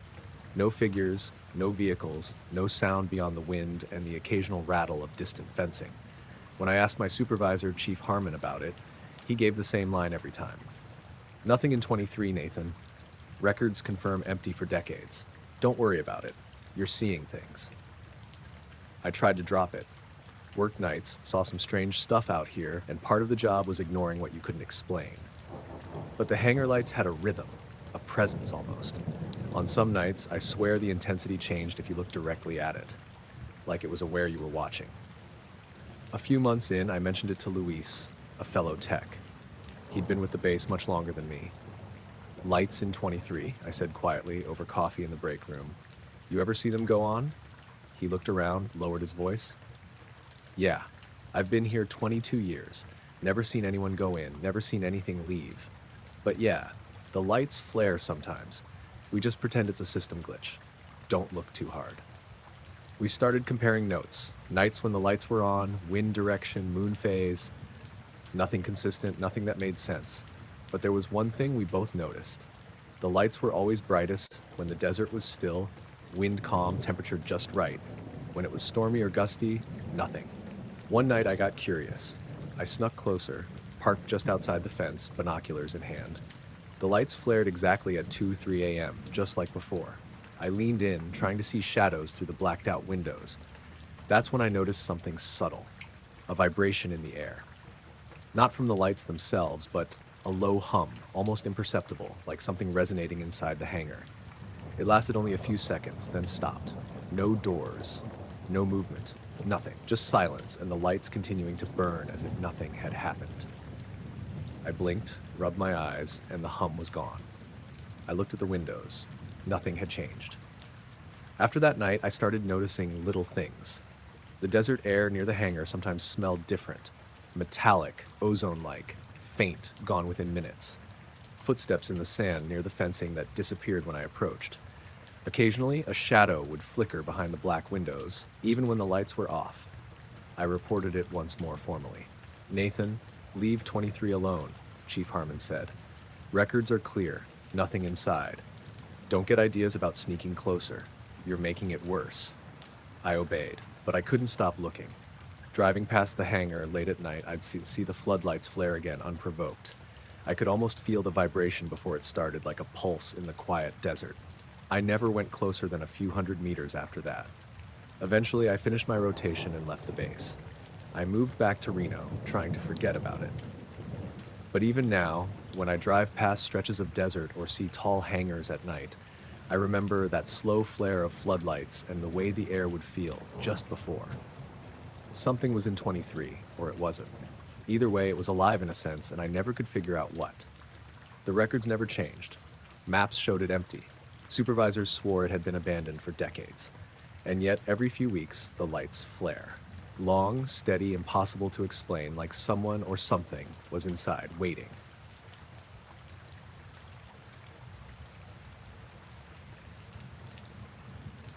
I'd been running patrols around the Nevada Test and Training Range for a little over 3 years when it happened. My name's Tyler Dre, and I was on a week-long night rotation in April 2017. The desert was cold at night, even in spring, and the wind that week had been blowing sharp gusts that rattled the fence lines and kicked up dust across the road. I was driving the northern loop with my partner, Sergeant Mallory, around 1:30 a.m., the headlights cutting through the sand haze. Most of the night was uneventful. Occasional coyote calls, the low hum of distant generators, the occasional blinking lights from other patrol trucks. But around mile marker 17, near a dry wash we sometimes called Devil's Run, we spotted something that didn't belong. A patch of sand, maybe 20 feet across, stained a dark, almost crimson color. At first, I thought it was spilled oil or some sort of chemical, but the color was wrong, too deep, too uneven. It had this strange sheen, like it had absorbed the light of our headlights and was still glowing faintly. "Shit," Mallory muttered. He stopped the truck a few feet from it. "That doesn't look right." I grabbed a flashlight and stepped out. The air was still except for the wind tossing little grains of sand. I crouched down to look closer. The stain had no odor, nothing like I'd expect from blood or chemicals, and yet it had the same viscosity. The edges weren't clean. It almost looked like it had seeped up from underneath. "We need a sample," I said, pulling on gloves. Mallory handed me a small, sterile container from the kit in the truck. I scooped up a handful, but as soon as I did, the material started disappearing. Not sliding or dripping, just fading. Within seconds, the sand in the container was gone. Nothing remained. "What the hell?" I muttered, shaking the empty container. Mallory stepped closer, flashlight in hand. "Try another spot," he said cautiously. I did. Another scoop, same result. By the time we had tried 3 different samples, the sand in each had evaporated entirely before it could even be sealed. It didn't smell, didn't burn, didn't leave residue. It just wasn't there anymore. We reported it to dispatch. Standard protocol said to bring it back to the lab, but I had nothing to give them. The officer on the radio went quiet for a moment before responding. "Unit 5, we've logged it. Document the coordinates and return to your patrol. No explanation, no further instructions." Over the next week, we returned to the site during our shifts. Each time, the patch had the same dark stain, slightly different in shape, like it had shifted or spread in the sand. Once, I watched it for almost 10 minutes from the truck. The wind had died down completely. The sand didn't move, didn't swirl, but the patch seemed off. Almost like it was thicker than the surrounding sand, absorbing light instead of reflecting it. We tried taking photos. The camera worked, but when we reviewed the shots later, the stains looked washed out, muted, almost gray. Not dark red at all, as they had appeared in real life. Mallory started talking about seeing figures in the distance, just at the edge of his vision. Shadows that vanished when he tried to focus on them. I didn't see them at first, chalking it up to exhaustion, the constant wind and dust playing tricks on our eyes. But one night I noticed something too. A ripple in the sand beyond the wash, moving too slowly for a person, too patterned for the wind, like someone, or something, was pacing, then stopping abruptly when I turned to look directly at it. We never went closer than 50 feet to the patch after that. We logged every observation, times, weather conditions, wind direction, GPS coordinates. Nothing in the records explained it. Every sample evaporated. Every photo rendered it dull and lifeless. No one else wanted to come near that stretch, and after a while, even dispatch stopped asking for updates. I started noticing other anomalies during those shifts. At random times, the desert would fall unnaturally silent. Coyotes wouldn't howl, wind would stop mid-gust. The stars would seem to pulse faintly, just on the edge of your vision, and when you blinked, they were steady again. I told myself it was fatigue, desert isolation, the brain filling in gaps, but deep down, I knew that patch of sand wasn't normal. It was alive in a way you couldn't measure or contain. Months later, I found myself back in Las Vegas, driving home after my last rotation. I tried to forget about it, but the memory of that patch kept surfacing. Occasionally, when I drove past desert stretches on the outskirts of town, I felt the same pull. The quiet desert, the way light seemed to cling unnaturally to flat sand, the sense of something watching just beyond sight. I never got an explanation. Lab techs never asked for samples because, as far as the base logs show, none ever existed. And though I returned to civilian life, I couldn't shake the feeling that the desert still had that patch somewhere, spreading quietly, resisting observation, like it had a purpose I couldn't comprehend. Even now, years later, when I fly over desert highways at night, I scan the ground below, and sometimes I swear I can see a faint dark stain stretching across the sand, holding itself there, stubbornly, impossibly, while the world around it moves on.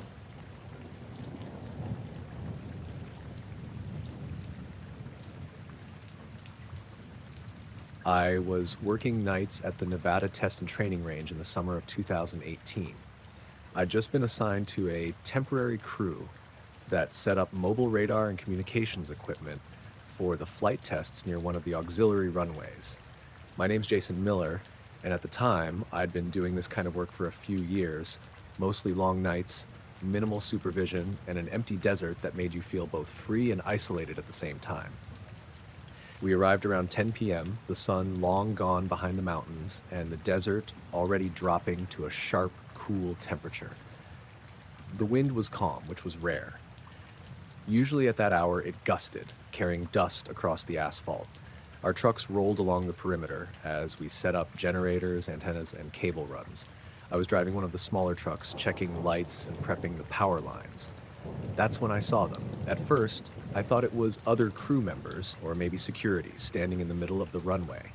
They were perfectly still, spaced evenly, facing us as we drove closer. Something about them felt wrong.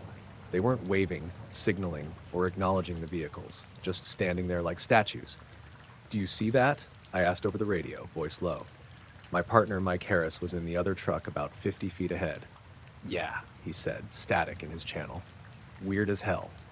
I slowed the truck to a crawl. The shapes didn't move. No wind disturbed their clothes, no light reflected off them the way it did with us. I noticed their shadows, or the lack of them. They cast nothing. The moonlight and our headlights didn't make them real in the way people usually are. "Maybe some prank?" Mike suggested, but I couldn't shake the sense that wasn't it. The desert was quiet, too quiet. Even the crickets and distant generators had fallen away. I brought the truck closer, the engine idling. My headlights washed over one figure directly ahead. It looked human, but its stance was too rigid. The arms hung straight down, fingers stiff. The head tilted slightly, but it didn't shift as I passed. My stomach tightened. Before I could say anything else, we noticed a faint smell, something acrid, like burnt plastic. The shapes, as we approached within 20 feet, seemed to vanish. Not run, not turn, just gone. The desert in front of us was empty. That's when I saw the marks. Where the figures had been standing, the asphalt was scorched. Not cracks or chips, but black, thin burn marks in exact humanoid shapes. I leaned out of the window to inspect them. The smell lingered stronger there. Mike stopped the truck behind me, camera out, snapping a few photos.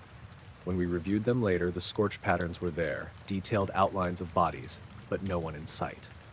We circled the runway looking for security or anyone else who could explain it. Nothing. No footprints leading away, no vehicles, nothing in the brush. The area was dead quiet, like we'd imagined the figures into existence. That night, we kept working, though our pace slowed. Every so often, I thought I'd see them again at the far end of the runway, tiny silhouettes against the dark horizon. But whenever we approached, there was nothing, just more faint scorch marks as if they had relocated and disappeared again. Over the next few nights, the same thing happened.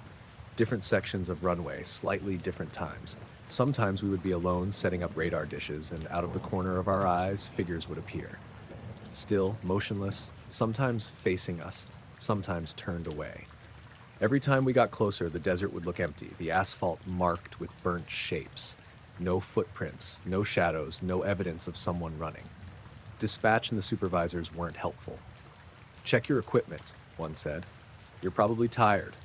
Desert mirages are common. But we weren't imagining the scorch marks. We photographed them, documented them, even had the lab analyze the residue. It burned, but nothing remained after a few hours, like everything they touched evaporated. I stopped trying to rationalize it. There was no wind damage, no chemical residue we recognized. Nothing alive could have done that without leaving traces. I even tried driving alone down the runway at different hours. Sometimes I'd see movement, fleeting shadows in the dark, other times, nothing at all. The last night I worked there, I remember standing at the edge of the runway around 2 a.m., checking cable connections. I felt watched. A soft vibration in the air, almost imperceptible, like static energy or a pressure wave. I looked down the runway. At least 3 figures appeared, perfectly still, lined up across the tarmac. My flashlight flicked over them. They didn't move. My stomach turned. I wanted to run, but I was frozen for a moment. Then, slowly, they vanished again. Where they had stood, the asphalt glowed faintly, blackened lines etched in the dim light. No heat, just marks. I got back in the truck, radioed Mike to meet me at the lot, and we left immediately, not daring to stop again. I haven't been back since. Every so often, I drive past the edge of the desert on the highway, glance out toward the old runways, and sometimes, in the faint light of distant base floodlights, I think I can see silhouettes, still, perfectly aligned, waiting or watching. Even years later, I tell myself it's stress, exhaustion, heat mirages, but the scorch marks are burned into my memory, and the smell of acrid plastic still lingers in my dreams, like something alive touched the desert and refused to leave.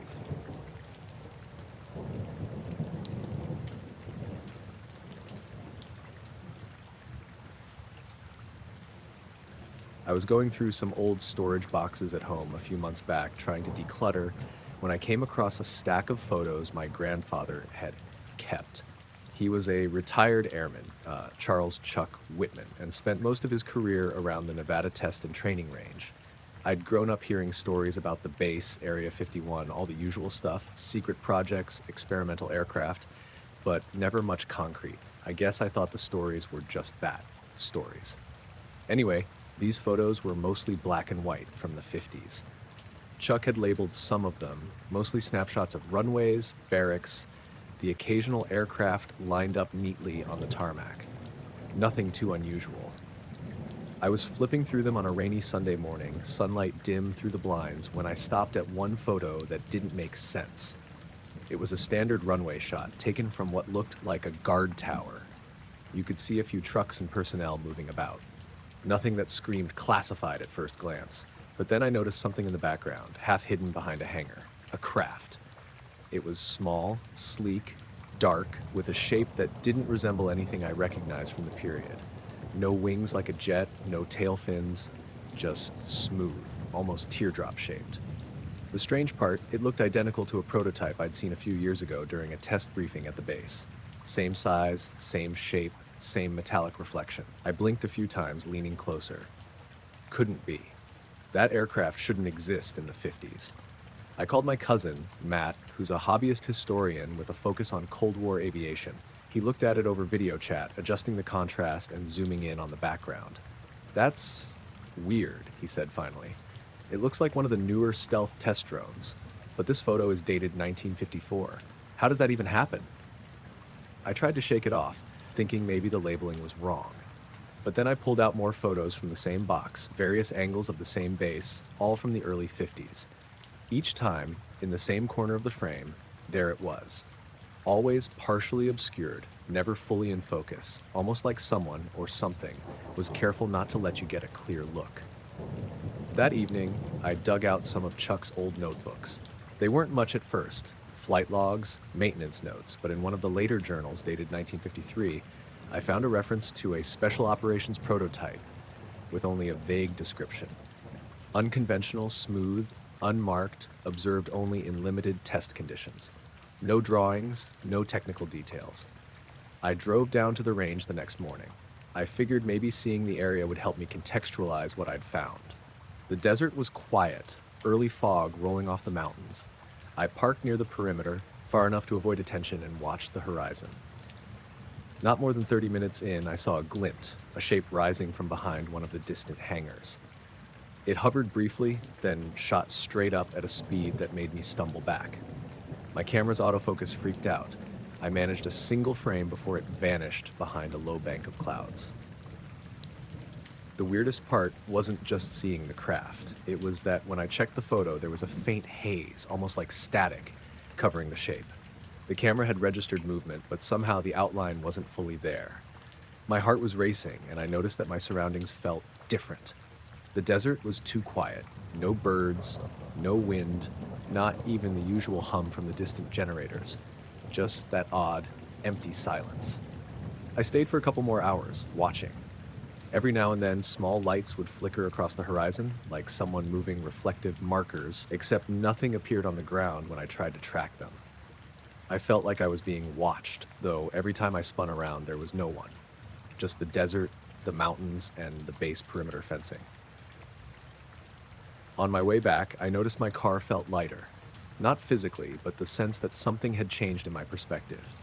Like time had stretched, then compressed. I got home and everything seemed normal, except for the photo I had taken. Half the image was blank where the craft had been.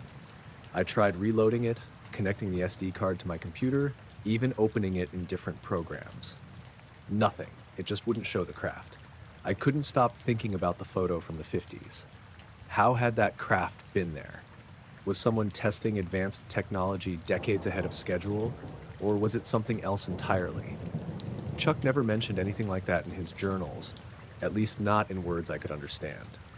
And the craft I saw rising from behind the hangar looked identical, down to the subtle curvature of its body, to the one in the old photograph. The following week, I went back to the storage box just to see if I had missed anything. There were more photos, more angles, but in all of them, the craft was there, partially hidden, always in the background. The more I looked, the more I felt like it had been watching, like it didn't want to be fully seen. I tried asking around carefully to people I trusted. Nobody had seen anything, and some gave me that blank, uneasy look like they thought I'd gone off the deep end. Military records for that period are classified, naturally, but even among retired personnel, no one would admit to having knowledge of something like that. I kept the photos, of course. I sometimes take them out and study the hangar angles, the shadows, the background. And sometimes late at night, I imagine the craft rising from behind the hangar, just like it did that foggy morning, silent, fast, and completely untraceable. I don't know what it is, a prototype hidden for decades, something that doesn't belong to us, or maybe it's a trick of light, memory, and the desert stretching your mind. All I know is that photo doesn't lie, even if no one else can see it. And seeing that same shape today, decades later, hovering above the same base, made me realize that whatever it is, it doesn't obey our rules. I've stopped trying to explain it. I just look at the photos, sometimes the video I caught, and leave it at that. There's a line in the desert, and apparently I walked right up to it. The craft exists in the past and present, but every recording, every attempt to document it, seems determined to vanish. All I can do is keep the images, keep the memory, and accept that there's something out there that doesn't care about our timeline, our cameras, or our understanding. I went back to work, to the normal routines of life, but every now and then, when the wind shifts just right, I see that same shape in the corner of my eye, and I remember the photo from the 50s. It's still there, watching, waiting, and somehow unchanged.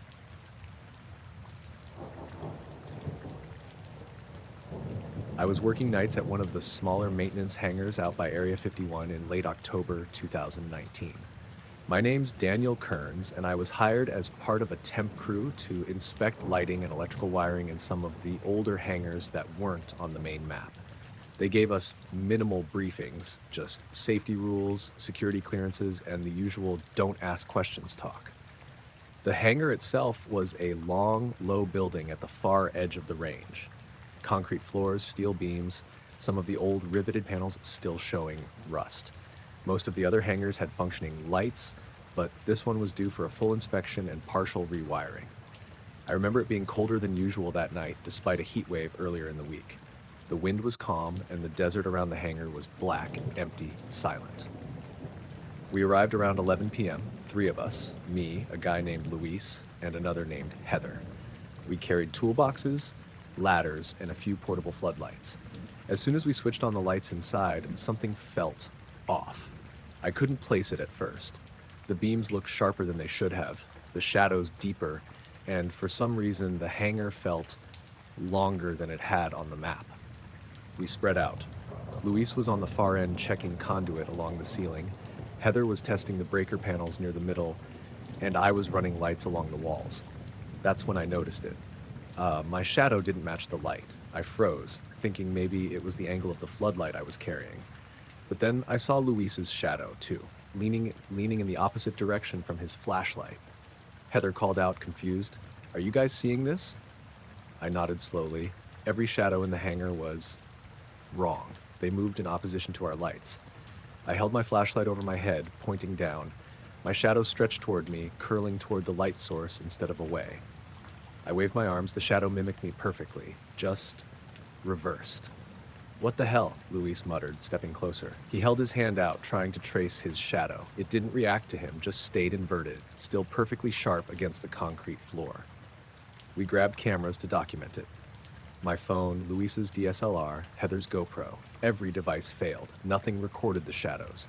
On my screen, the hangar looked empty except for the light cast on the floor. No reverse shadows, like nothing at all. Heather tried taking a video while panning across the hangar. The screen was blank where our shadows should have been, just static and flickers where the floodlight hit the wall. We double-checked the devices, fully charged, working memory cards, nothing wrong. We backed up, huddling near the entry. The hangar was silent, aside from the soft hum of the lights. I swear I felt something watching, just out of the corner of my eyes. I spun slowly, but nothing was there.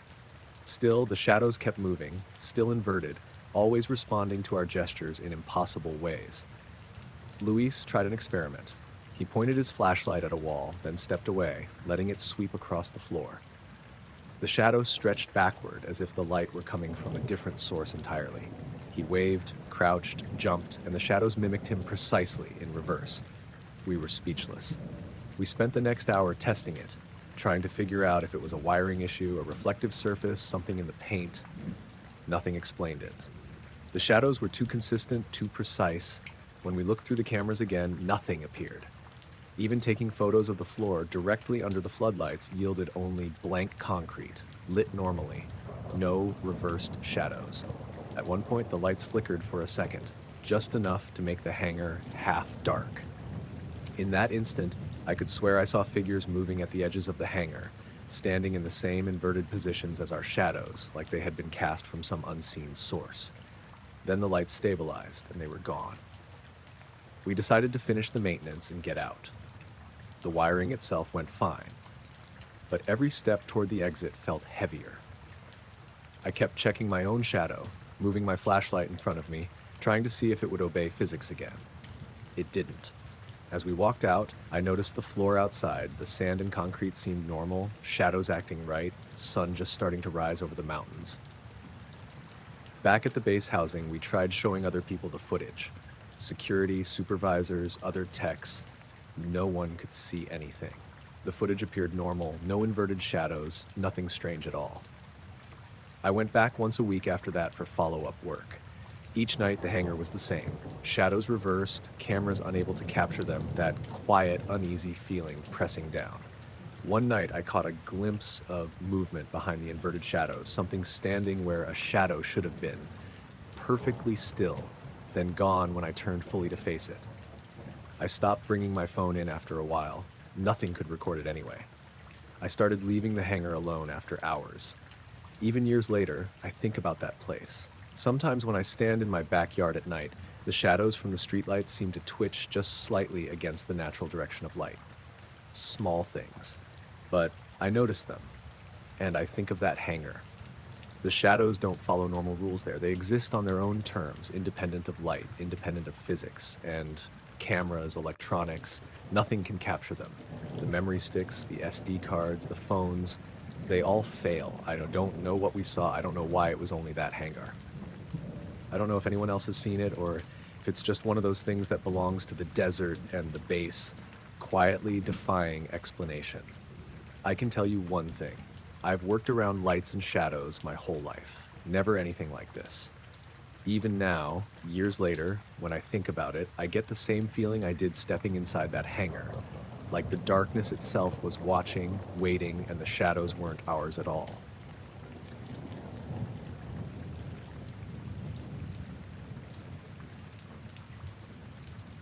I was driving back from Vegas one hot August evening. The kind of heat that makes the desert shimmer and bends the horizon in weird ways. My name's Danny Morales, and I've lived in Pahrump for most of my life. That stretch of highway between the town and the Groom Lake area is usually empty at night. Nothing but dust and the occasional coyote darting across the asphalt. I keep a beat-up old camera in the car, mostly for storms or long sunsets.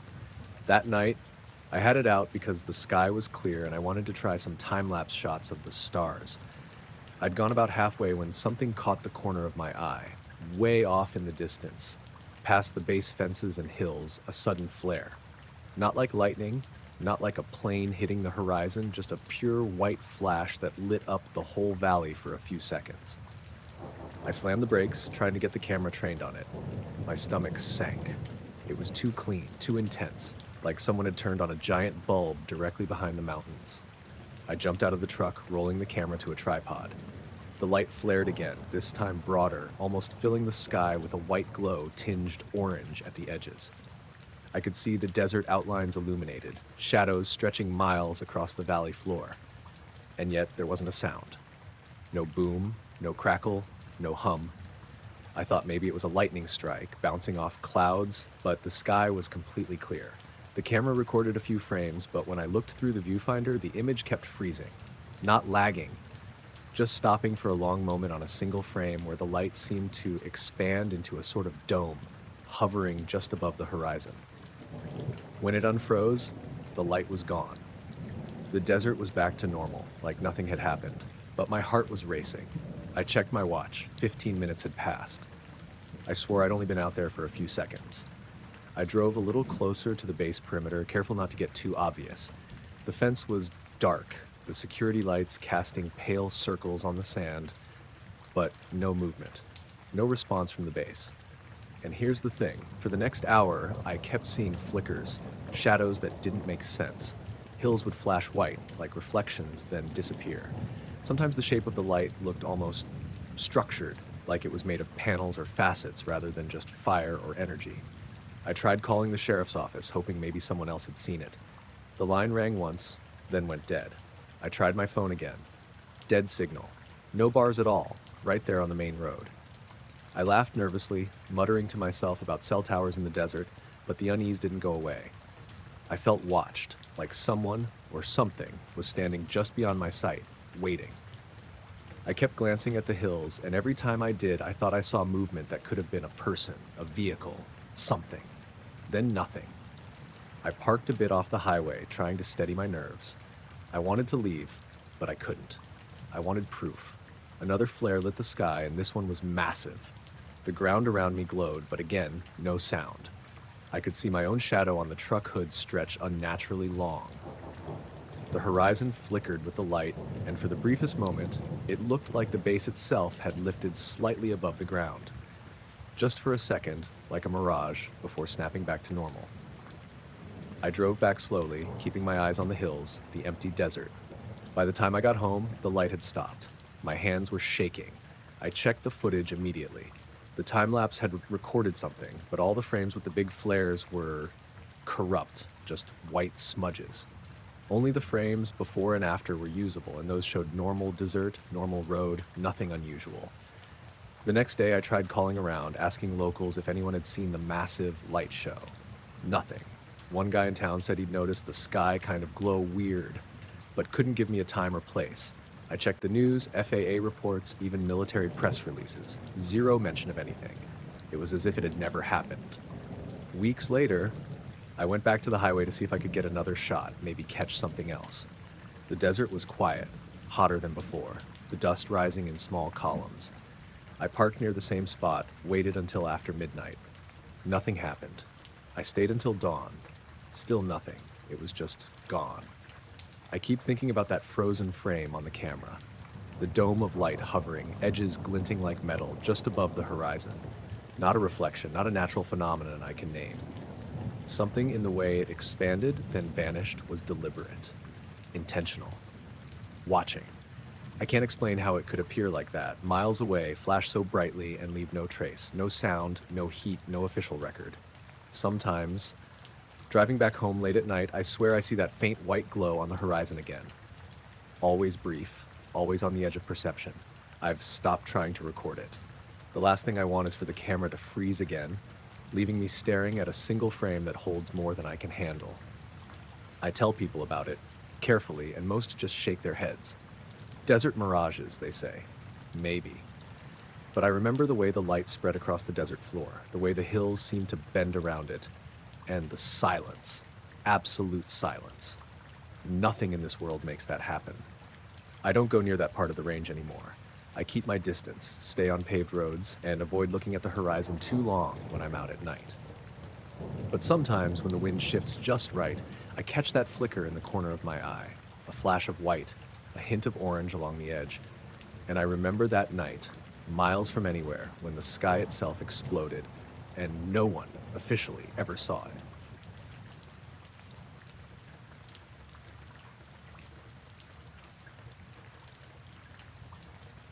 I was finishing my shift late one night, hauling some equipment out toward the test range. My name's Marcus Hale. I've been doing maintenance work at the base for a few years, mostly electrical and light construction stuff. The roads out there are empty at night, just long stretches of desert and the faint hum of generators somewhere far off.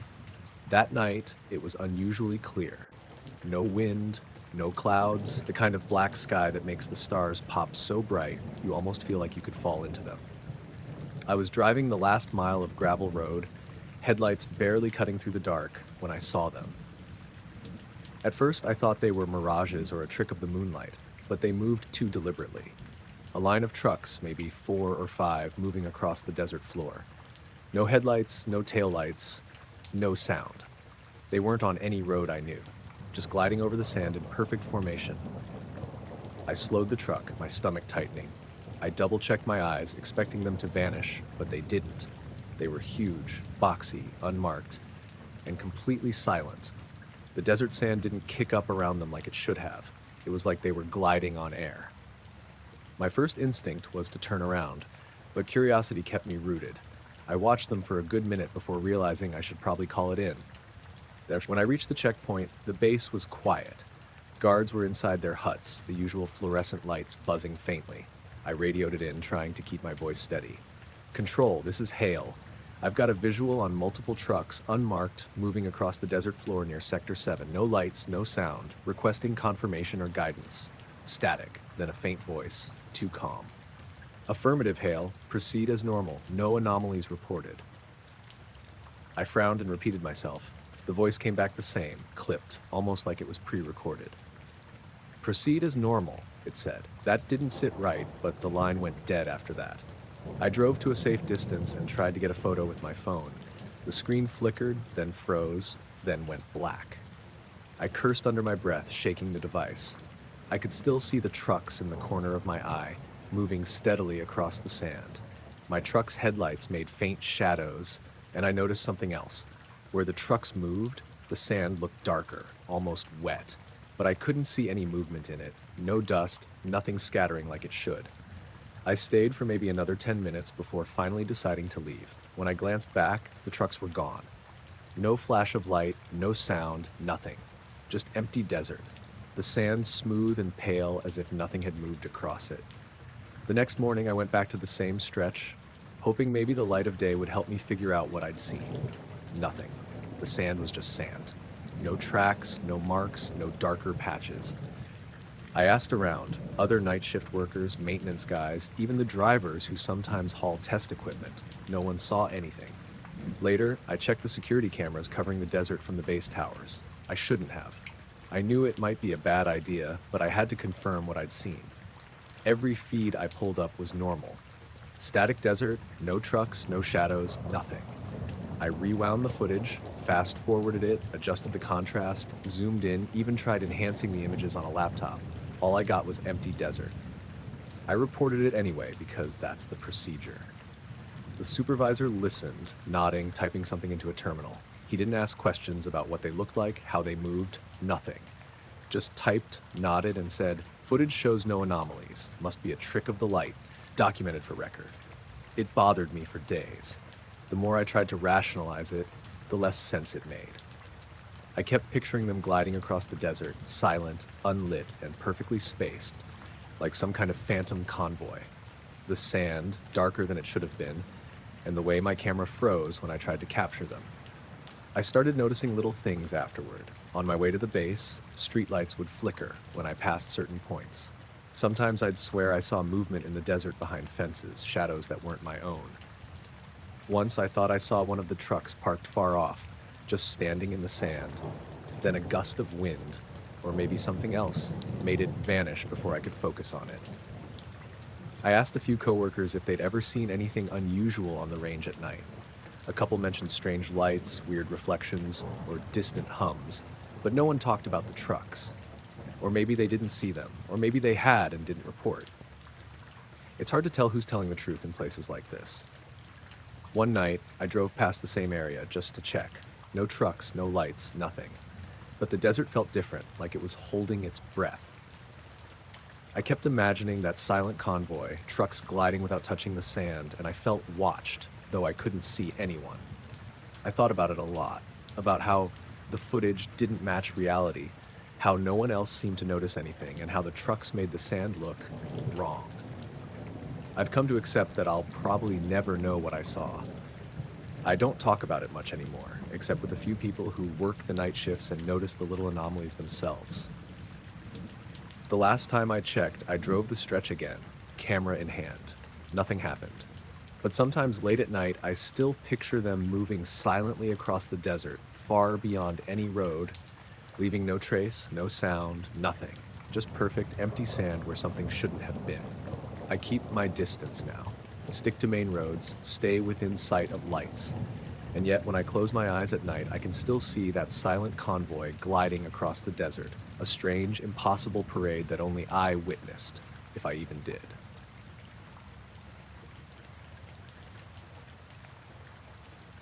I was called in around 11 p.m. for a maintenance check on a restricted hangar I'd only ever heard about in passing. My name's Riley Foster. I do comms and equipment maintenance at the base, mostly at night shifts when things are quiet. The hangar wasn't on any standard map I'd been given, just a plain metal building with a big sealed door labeled Authorized Personnel Only, the kind of place that already made your stomach tighten when you got near it. When I arrived, a sergeant was waiting outside. He barely looked at me, just handed me a key card and a flashlight. 10 minutes. Check the wiring. That's it. No detours, he said, glancing nervously toward the hangar like it was alive. His tone was sharp, but there was a kind of unease in his eyes. I nodded, tried to joke about how restrictive the place looked, but he didn't respond. Just watched me until I swiped the card and the door clicked open. The inside was bigger than it looked from the outside, a hollow rectangle of concrete and metal. It smelled faintly of ozone, and the lights overhead buzzed with a low, constant hum. I flicked on my flashlight, walking toward the main panel along the wall. The air was heavy, almost too still, and I remember feeling that weird sensation of being watched. I laughed it off, muttering to myself, thinking I'd been staring at screens and circuits too long. I started checking the panel, testing connections, flipping breakers. Everything seemed normal, except for a faint vibration underfoot, like the floor itself was humming. It was subtle, almost imperceptible, but it made my teeth buzz a little when I hummed along with it. I glanced around. The hangar was empty, or at least, it looked empty. That's when I noticed the shadows. At first, I thought it was my flashlight flickering, but the shadows didn't match my movement. When I moved left, they moved right. When I stepped back, they didn't budge. I froze, staring. I convinced myself it was a trick of the light bouncing off some metal panels. Then I saw the faint outline. It wasn't solid, more like a blur, just at the edge of my vision. I swung the flashlight around, nothing. I told myself I was imagining it. My heartbeat sped up, but I kept working, checking wiring, flipping breakers. I remember thinking I was careful not to look away for too long, not to give whatever it was a chance to notice me. Somewhere in that stretch, the hum got louder, more insistent, like it was pressing against my ears. My watch beeped. It was 11:10 p.m. I had just started. 10 minutes, I reminded myself. Check, log, and get out. The weird part is the next memory. I was walking back to the door, light flickering across the panels, and I remember reaching for the handle. I swear I was only in there for maybe 10 minutes. I pushed the door, and the hangar was quiet, normal. I stepped out into the desert night, the stars sharp above me, the air dry and cool. I walked back to my truck, feeling like I'd been holding my breath the entire time. That's when I looked at my watch. 2:05 a.m., I froze. I checked it again. No, still 2:05. My log sheet, the panel clock, everything I could see confirmed it. I had been in the hangar for over 3 hours. I sat in my truck for a minute, trying to reconcile it. My memory said 10 minutes. I tried to replay everything in my head, every step, every sound, every shadow. Nothing happened for 3 hours, yet the watch said otherwise. I even asked the sergeant, who looked at me with that same tight, controlled expression. 10 minutes. That's what you were supposed to take. Nothing else matters. He didn't elaborate, and I didn't press. I drove back toward the main base, windows down, letting the cold desert air slap my face. The hum from the hangar seemed to follow me, fading slowly but lingering in my ears. I kept glancing in the rear view, expecting lights or shapes in the desert behind me, but there was nothing. Over the next few days, I tried to fill in the gaps. I checked cameras outside the hangar. Footage only showed me entering and leaving, exactly 10 minutes apart. No 3 hours missing. No shadows. Nothing in the hangar moved except me. I even asked the night crew if they'd seen anything unusual. One guard said the wind was picking up that night, which I knew wasn't true. The weather logs showed calm all evening. Everyone else shrugged, gave vague answers. I started noticing little things after that. My flashlight would flicker when I walked near the hangar, even during the day. Sometimes I'd swear I caught movement at the edges of my vision, but when I looked directly, there was nothing. On nights when I drove past the building, I had this sense that it was watching me back, silent, waiting. I kept my routine. Maintenance work, comms checks, the usual night shift monotony, but I never stayed long near that hangar anymore. I avoid looking at it too long. I don't linger by the panel room. I tell myself it was just a glitch, sleep deprivation, stress, something rational.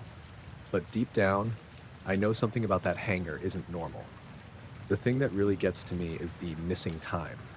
How could 3 hours just vanish from memory? How could my watch mark them, but my mind refused to hold a single second of it? I've worked nights long enough to know when I'm tired, when I'm spacing out, and this wasn't that. My body logged it, my watch logged it, but my brain didn't. I tried talking to other technicians who worked at night. A few nodded knowingly when I mentioned restricted hangars, off-the-map buildings.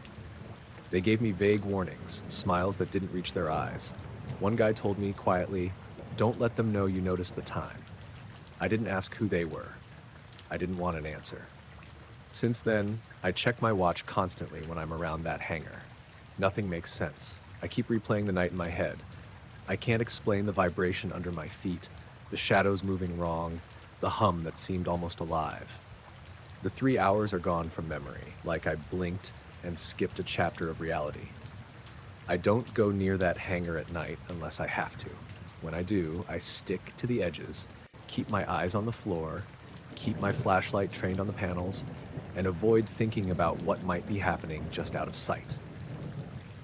I don't know if anyone else has experienced this, but it left me with the strange certainty that some parts of the base don't obey normal rules.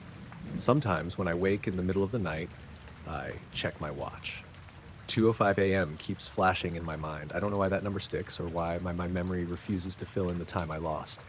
I try to sleep, but I can't stop thinking about the hangar, about what was inside, and about those missing hours. I've gone back to work. Life continues. The base continues.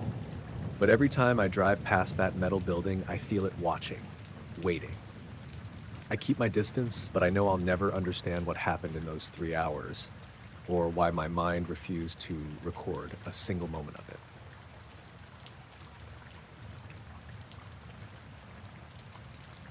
I was finishing up my shift late one night, around 2 a.m., sweeping floors in one of the older lab buildings on the east side of the base. My name's Marcus Lane, and I've been a janitor here for nearly 6 years. I usually work nights, mostly cleaning offices and storage areas while everyone else sleeps. This lab I'm talking about, it's always been off limits. Sealed doors, warning signs, and a security keypad that I never had access to. But someone had left it unlocked that night, probably by accident, or maybe one of the techs forgot to secure it after doing some experiment. The hallway was dimly lit, the fluorescent bulbs buzzing low, shadows stretched across the floor.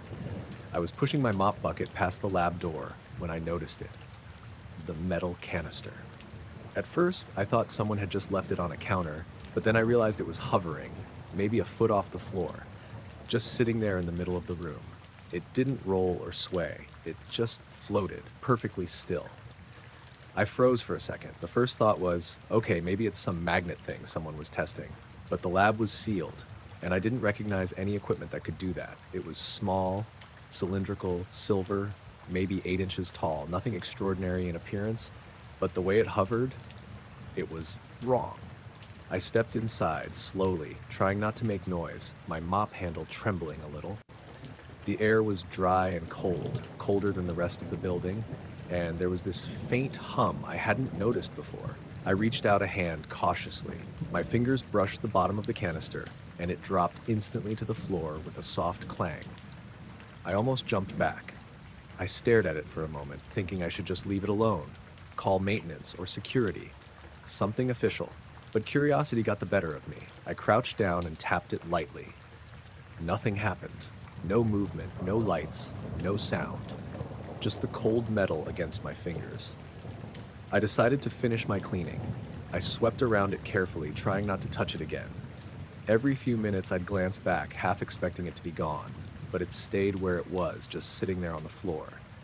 I kept thinking maybe someone would come in and claim it, but the hallway stayed empty. After maybe 15 minutes, I leaned against the counter to rest and blinked. When I looked back, the canister was floating again, exactly where it had been when I first saw it. No explanation. No wires, no strings, no magnets. It hovered, unshaken, like I hadn't touched it at all. My stomach tightened, a low kind of panic settling in. I stepped back. My hands were sweaty, and I felt stupid even thinking about it. Probably a trick of the light, I muttered to myself, but I knew that wasn't it. The shadows didn't match anything in the room, and the air still hummed faintly. I backed out slowly, never taking my eyes off it. I pressed the door closed behind me, leaning against it to steady my breathing. That was the first night, but it didn't end there. A few nights later, I had to go back to that same lab for a routine floor cleaning. I tried to ignore the canister entirely, hoping it wouldn't be there. But when I entered, it was hovering in the exact same spot, same height, same orientation. I swear to God, it hadn't moved an inch. I didn't touch it this time. I just mopped around it, careful not to get too close. But every so often, I'd catch movement at the edge of my vision. Shadows flicking across the walls, lights dimming slightly, a faint humming that seemed to respond when I paused. When I looked directly at them, nothing was there. After that night, I started noticing more things in the building. The security cameras that covered the lab would always show an empty room, even when I was standing there, sweeping around the canister.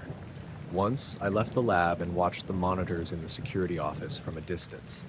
The camera feed showed the lab as empty, the canister sitting innocently on the floor, not floating. Yet when I walked back in, there it was, hovering again. I tried to tell a coworker about it, someone who had worked nights for years. I didn't mention the floating part at first, just that the canister seemed off. He gave me a look like I was crazy, then shrugged. "Stuff disappears and moves in this building all the time," he said. "That lab has been weird for years. Some techs won't even enter it alone." I pressed him, asked about the hovering, and he changed the subject fast. I started documenting it in my head, noting the nights, the times, how long I was in the lab. There was no pattern, no schedule. It didn't matter when I entered, it just appeared floating.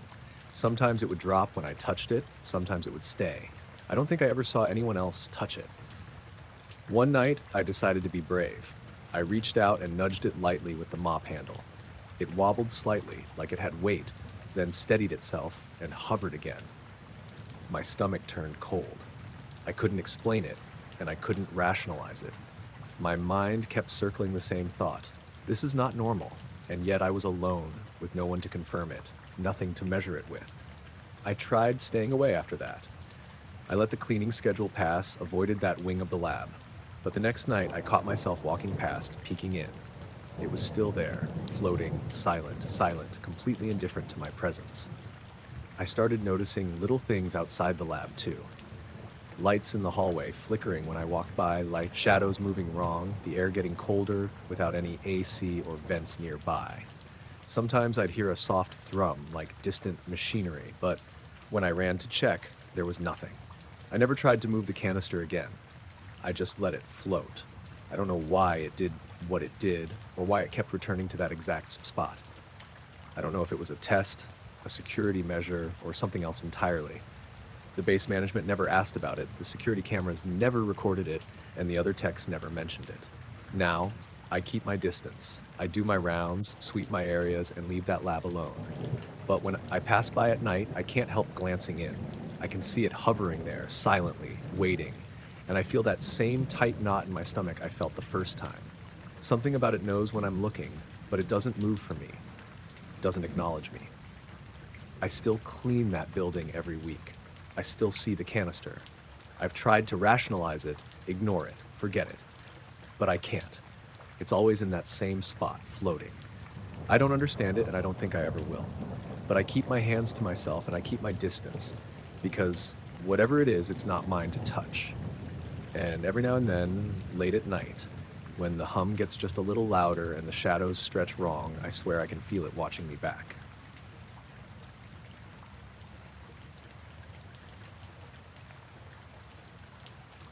I was on shift the night it happened, flying one of the small UAVs over the northern test range. Name's Tyler Reed. I've been doing drone ops for the government out here for about 3 years.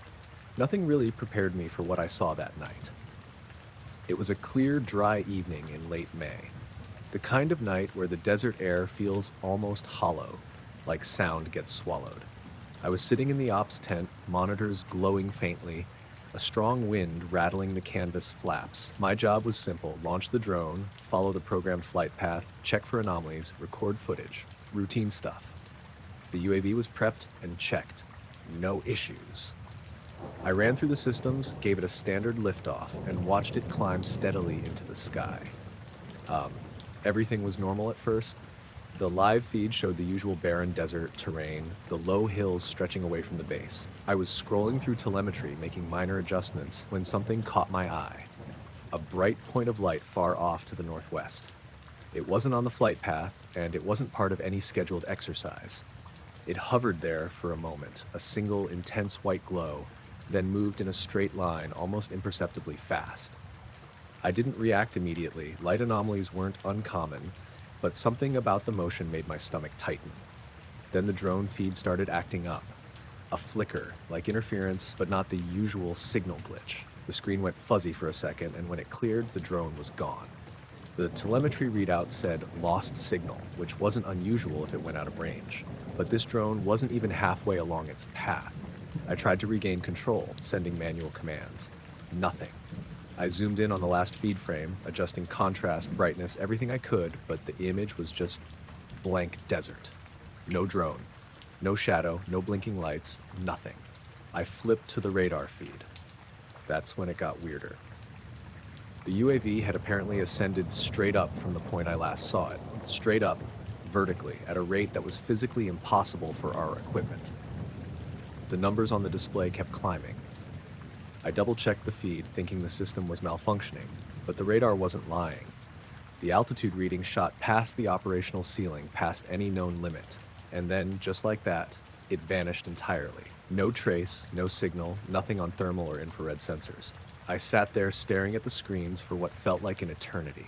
My fingers hovered over the console, unsure whether to call it in or not. The wind outside picked up, rattling the tent.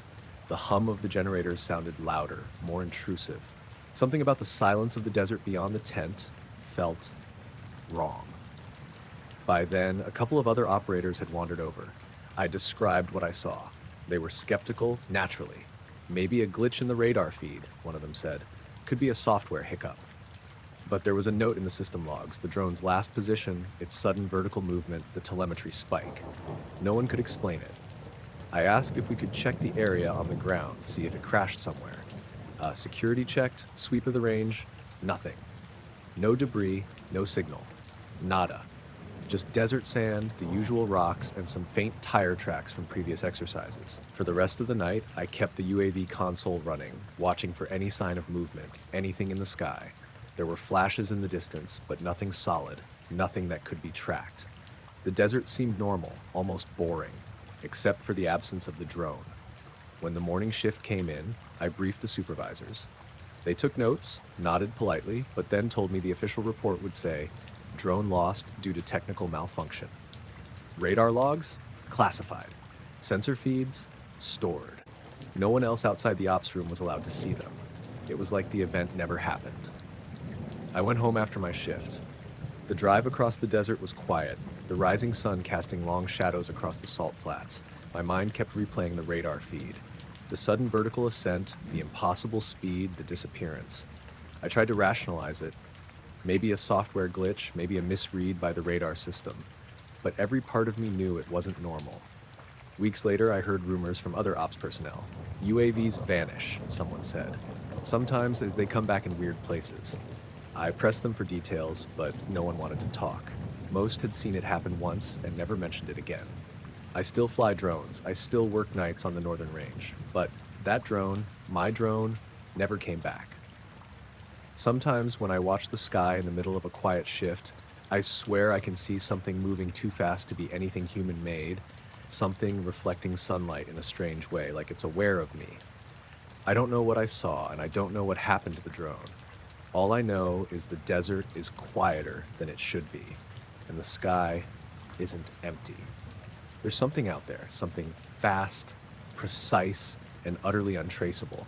I've stopped trying to figure it out. I just note it in my log, do my rounds, and keep my distance. Some nights, I think about the drone.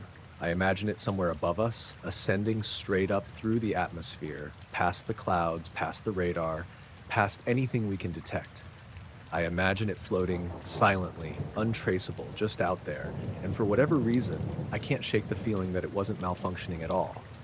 And when I look at the northern sky, late at night, I sometimes see a pinpoint of light moving too perfectly, too fast, and I wonder if that's where it went.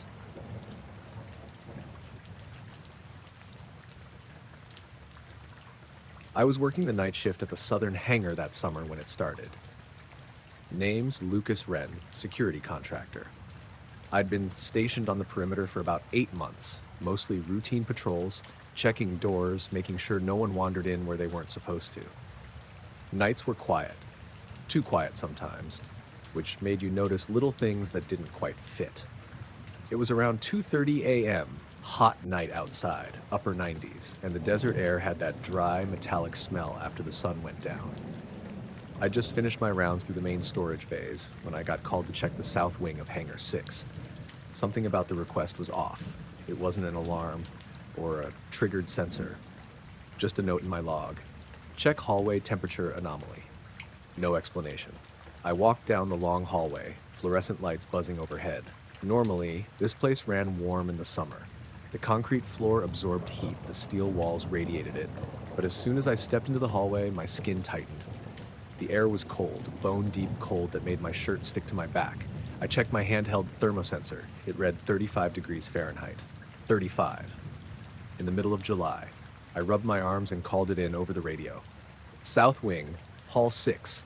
Temperature reading is 35. The dispatcher didn't respond. That wasn't unusual. We often got delayed replies. I pulled out my flashlight and started walking down the hall, expecting maybe a ventilation leak or an open door to a cooler storage unit. Nothing. No draft, no AC vent nearby, just that unnatural chill. I noticed my breath fogging in front of me. At first, I thought it was a trick, the cold pulling moisture out of the air, but it was too heavy, too thick for the desert in midsummer. My reflection in the polished steel doors along the hall seemed slightly off, like a ripple behind my eyes, though I shook it off. I kept walking, floorboards creaking under my boots. My radio crackled and went silent. I tried the emergency line. Dead.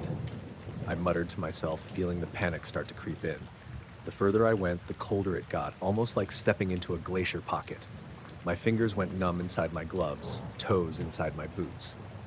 At the far end of the hall, I noticed something moving in the corner of my eye. A shadow? I spun around, flashlight sweeping, and saw nothing. The hall was empty. The steel doors were closed, panels locked tight. I crouched down to check the floor temperature. Concrete at ambient, normal. Only the air was freezing. I backed up a few steps and my breath formed little clouds that lingered, hovering like smoke rings before fading. I swore I heard whispers, low and unintelligible, like voices carried on the wind. But there was no wind. I flicked my flashlight up and down, trying to catch something. Nothing. Just that corridor. Perfectly straight. Perfectly cold. I reached the first doorway on the right and tried the handle. Locked. Standard for this hall. But as I pulled my badge to scan the door, the temperature spiked even colder. My breath hung thicker than ever. I could see the condensation curling around my light beam. I felt my pulse in my ears, that rapid drum of fear mixed with disbelief. Then I noticed it. Footprints on the floor, but they weren't mine. Bare footprints, perfectly spaced, moving toward the far wall. Oddly, they were frost white, like they'd been etched with ice, though no ice had formed anywhere. I crouched to touch one. Immediately, my skin tingled, hairs standing. The print wasn't cold to the touch, just wrong, like it was made of nothing solid. I took a step back, heart hammering, thinking maybe this was some maintenance prank. I radioed again, static. I tried recording on my infrared camera. I wanted proof, at least, something I could show supervisors. The camera powered up, lens blinking, but when I pointed it down the hall, the frost prints were gone. Just smooth concrete. My own prints where I'd walked earlier, but nothing else. I turned back to the corridor and realized the air had stopped freezing my skin. My breath fogged less. The temperature read normal again, 25 Celsius. I shivered, unsure if the hall had always been cold or if it had just let go. I left the hallway, checking my surroundings, flashlight sweeping. Everything seemed normal. AC running, lights flickering in the main hangar, nothing amiss. I wrote my report, noting the anomaly in my observations. Supervisors read it, nodded, and added a standard line: environmental sensors to be recalibrated. Nothing else. Over the next week, I avoided that hall when I could, but I'd catch glimpses sometimes, especially during late-night patrols. I'd hear the faint hiss of my own breath condensing, even in rooms that should have been warm. Shadows along the wall that didn't move naturally. Once, I thought I saw a shape at the far end, standing perfectly still, just slightly darker than the rest of the hallway. When I blinked, it was gone. I started noticing oddities elsewhere too. Doors I'd locked seemed unlocked. My flashlight batteries drained faster in that area. Infrared cameras recorded nothing unusual, but sometimes in playback, footage had subtle distortions, like brief frames missing or warped. My colleagues didn't notice, or maybe didn't want to. One night I went back, just to check, more out of stubbornness than curiosity. I walked slowly down the hall, breathing shallow, flashlight sweeping. Temperature dropped again as I stepped in, like fog curling from my mouth like mist from a lake. I reached the midpoint and paused. For a second I could have sworn I felt a presence, close enough to touch, just behind me. I spun around, nothing. Only the hall, silent and empty. I left, deciding then that some things weren't meant to be understood. The hall remained unnaturally cold on occasion. Cameras never showed anything. Supervisors brushed it off, and yet, every time I walked past, my breath fogged, my skin tingled, and the air felt conscious somehow. I still work nights at the base. The hall is just part of my route now. I don't go out of my way, don't linger. Some nights I hear that whisper again, faint, as if the air itself is trying to speak. I can't explain it, and I don't know if anyone else ever will.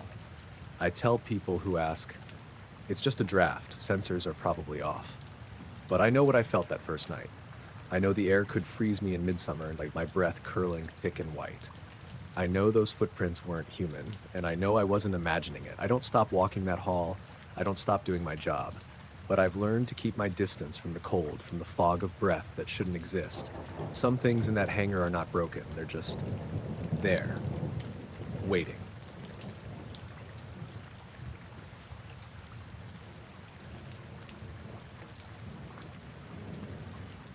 I was finishing up my late-night shift at Area 51, assigned to monitor the West hangars.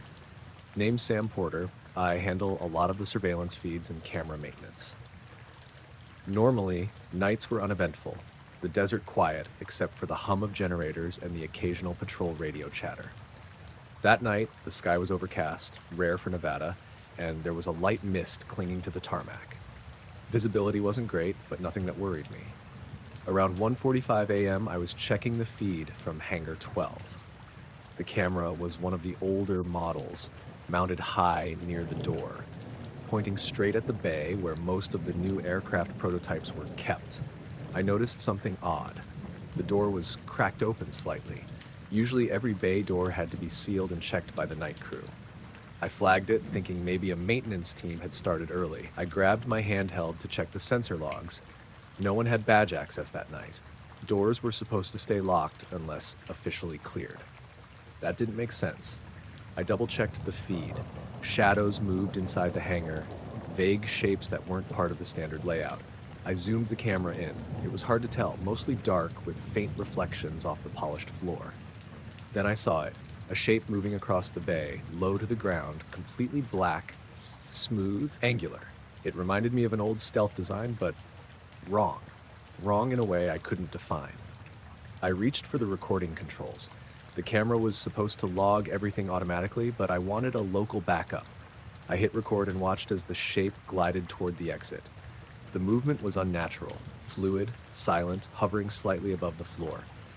The lights overhead reflected off the body, just a hint of metal, but not enough to really call it a machine. Then came the sound, a grinding metallic screech, low and deep, reverberating in the empty hangar. Too heavy, too resonant to be just doors or rollers. I froze. I called security on the radio, trying to explain without sounding like I was losing it. West Bay, Hangar 12, movement, shape inside, sounds, metal grinding, static, nothing. I repeated myself. Still nothing. The feed cut for a few seconds. When it returned, the bay was empty. The door was closed, sealed like nothing had happened. My recorded footage ended up fragmented, little missing segments, just brief flashes of the black shape moving. Audio remained intact, though, that grinding tone impossible to ignore. I checked all nearby cameras. Nothing. No other angles captured the bay in motion. The system logs showed no recorded movement, no door opening, no badge access. It was like the hangar had been empty the entire time, except my camera caught the sound. I played back the recording repeatedly, hoping I'd missed something. The visual gaps were strange, like frames had been deliberately removed, but the grinding persisted. Heavy, dragging, resonant against the concrete. Over the next few days, I tried to make sense of it. Technicians checked the camera. It was working perfectly. No malfunctions, no glitches that would create that audio. Maintenance logs confirmed that no one had been in Hangar 12 at that hour. I asked around quietly. Night crew claimed nothing unusual. Supervisors shrugged it off, said I must have misread the sensors or imagined the sound. But I knew what I heard. A week later, I tried a sweep with a portable thermal camera, walking the bay. No anomalies, no heat signatures, nothing out of place. I stayed until sunrise, pacing the floor, checking every corner, even touched the walls and the floor, searching for something I couldn't name. Everything was normal. And yet, at night, the memory of that grinding, low metal resonance pressed against my skull. One night, I stayed late again, pretending to calibrate cameras. Around 2 a.m., I saw a flash from the bay. Not from the lights, more like the reflection of something curved and black moving across the door. I froze in the control room. The lights in the hangar flickered briefly, then returned to normal. I checked the feed, nothing again. I swear the sound lingered faintly, as if echoing through the walls, but no physical source existed.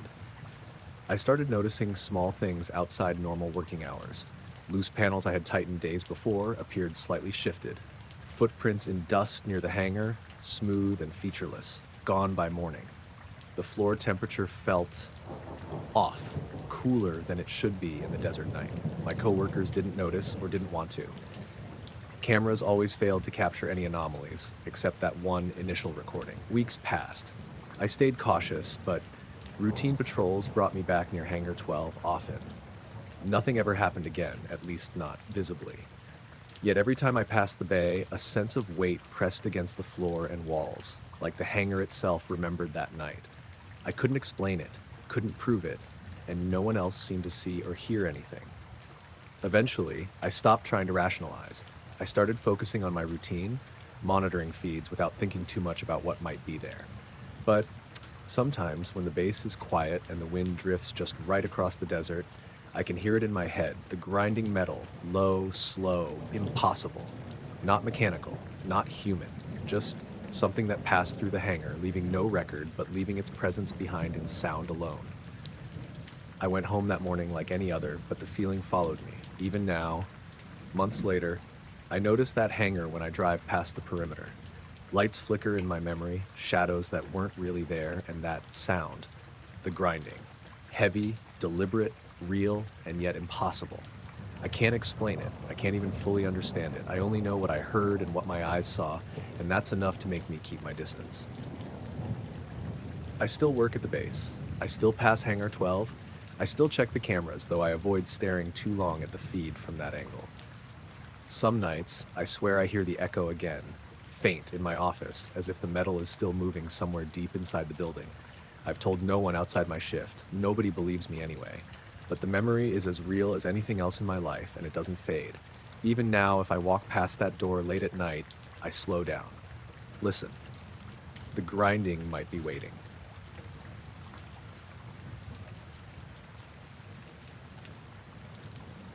I was working a night patrol at Area 51, driving the perimeter in a beat-up Ford pickup.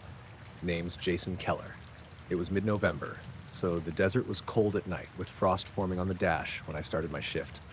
The sky was clear that night, stars so sharp they hurt to look at for too long. I was halfway through my usual route, heading along the northeast fence line, when I noticed something unusual in the desert just beyond the wire. 2 points of light, orange-yellow, hovering maybe 4 feet off the ground. At first, I thought they were reflections from a coyote's eyes or a car in the distance, but the highway was miles away. The lights were still, not moving like animals do. I slowed the truck and killed the headlights. The lights didn't change, didn't flicker, didn't move, just stared back at me. I radioed the other patrol units, voice low. Unit 5, northeast perimeter, eyes in the desert, over. There was no response. I tried again. Static. Not unusual for that sector at night, but it made me uneasy. I rolled the truck closer, maybe 50 feet from the fence, trying to get a better look. The lights stayed where they were. I grabbed my binoculars, 2 glowing spheres, no body attached, just floating above the sagebrush and sand. I blinked, rubbed my eyes, and looked again. Nothing had changed. I whispered to myself, trying to rationalize it. Could be some experiment from inside the base, some new lights for testing I wasn't briefed on. But nothing in the schedule showed anything outside tonight. I shut the truck off, stepping carefully into the frost-covered sand. My boots sank slightly, making small crunching noises. The lights remained steady. I called out softly, "Hello, anyone out there?" Nothing responded. My breath fogged in front of me. The air smelled dry, like any desert night, but somehow heavier. I inched forward. The lights, eyes really, blinked once, a slow, deliberate blink like they were aware I was there. I froze. The next moment, the lights were gone. Just gone. No movement, no disturbance in the sand, no heat signature, nothing. I scanned with a flashlight, sweeping the area, every clump of sagebrush, the desert floor, completely empty. I cursed under my breath and went back to the truck, thinking maybe I had imagined it. But then my dashboard thermometer dropped fast from 28 degrees Fahrenheit to 12 degrees Fahrenheit in a matter of seconds. Frost spread across the windshield, even though the heater had been on a few minutes ago. I shivered, slammed the door, and tried to start the engine. The truck fired up, but the low hum of the heater sounded strange, hollow, almost metallic. I radioed the main gate again, voice slightly shaky.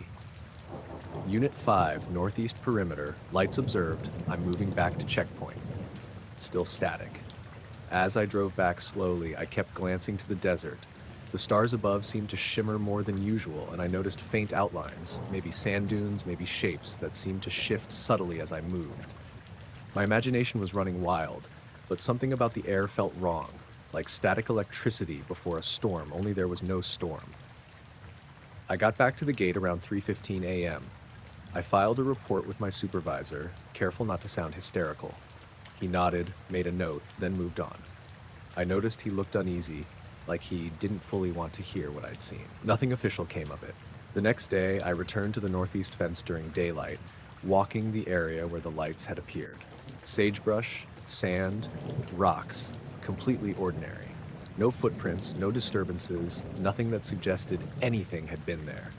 I even scanned the area with a thermal imager, empty. That night, I took the same patrol route again, half expecting to see the lights. Nothing. I tried not to think about it, but the memory kept creeping into my mind whenever I closed my eyes. 2 glowing eyes, unblinking, intelligent in some incomprehensible way. Over the next few weeks, I occasionally checked that stretch of desert when on break or passing by during patrol. Nothing ever appeared again. Still, I couldn't shake the feeling that I'd been watched. The air along that fence line sometimes felt heavier, and on quiet nights, I could swear I heard the faintest scraping, like something brushing across sand behind the sagebrush. I told a few coworkers, quietly. Most laughed, suggested it was coyotes or light reflections. One older patrolman, though, nodded knowingly. He said he'd seen similar things decades ago, described the same sudden blinking lights disappearing into thin air.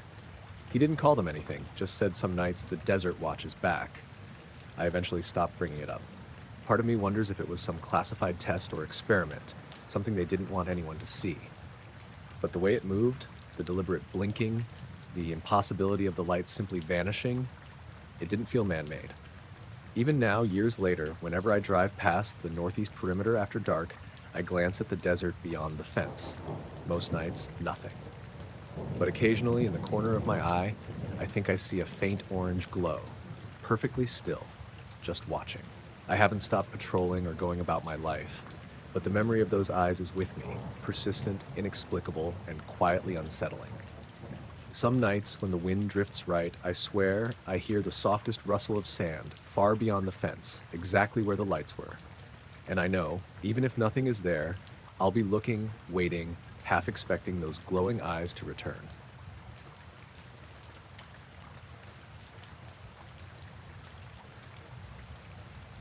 I was on the night crew at Area 51, named Trevor Miles. I'd been doing maintenance for years, mostly moving heavy equipment and prepping the test hangars for whatever flights were scheduled. Nothing really surprising ever happened until 1 week in late October, when I started noticing things that didn't make any sense. It began with a simple task: moving a stack of crates in Hangar 3. We'd been swapping old tools and equipment around for a deep cleaning operation. I and two other guys, Luis and Hank, spent the better part of the night shifting everything, labeling it, even taking notes so we could put it back in the right spots when the work was done. The crates were metal, heavy, some of them containing test components that were fragile enough you couldn't just toss them around. By the time we finished, everything had been rearranged neatly. I remember double-checking with Luis and Hank, making sure the work order matched our notes. We all agreed. Everything was in order. I clocked out at 6 a.m., feeling like we'd actually accomplished something. The next night, I walked back into Hangar 3 to check some wiring. The crates were exactly where they had been before we moved them. I rubbed my eyes, thinking I'd misremembered. I called Luis over. "Hey man, didn't we move these last night?" He stared at the stack, puzzled. "Yeah, we did. Pretty sure we labeled them all. Why?" Hank came over, arms crossed.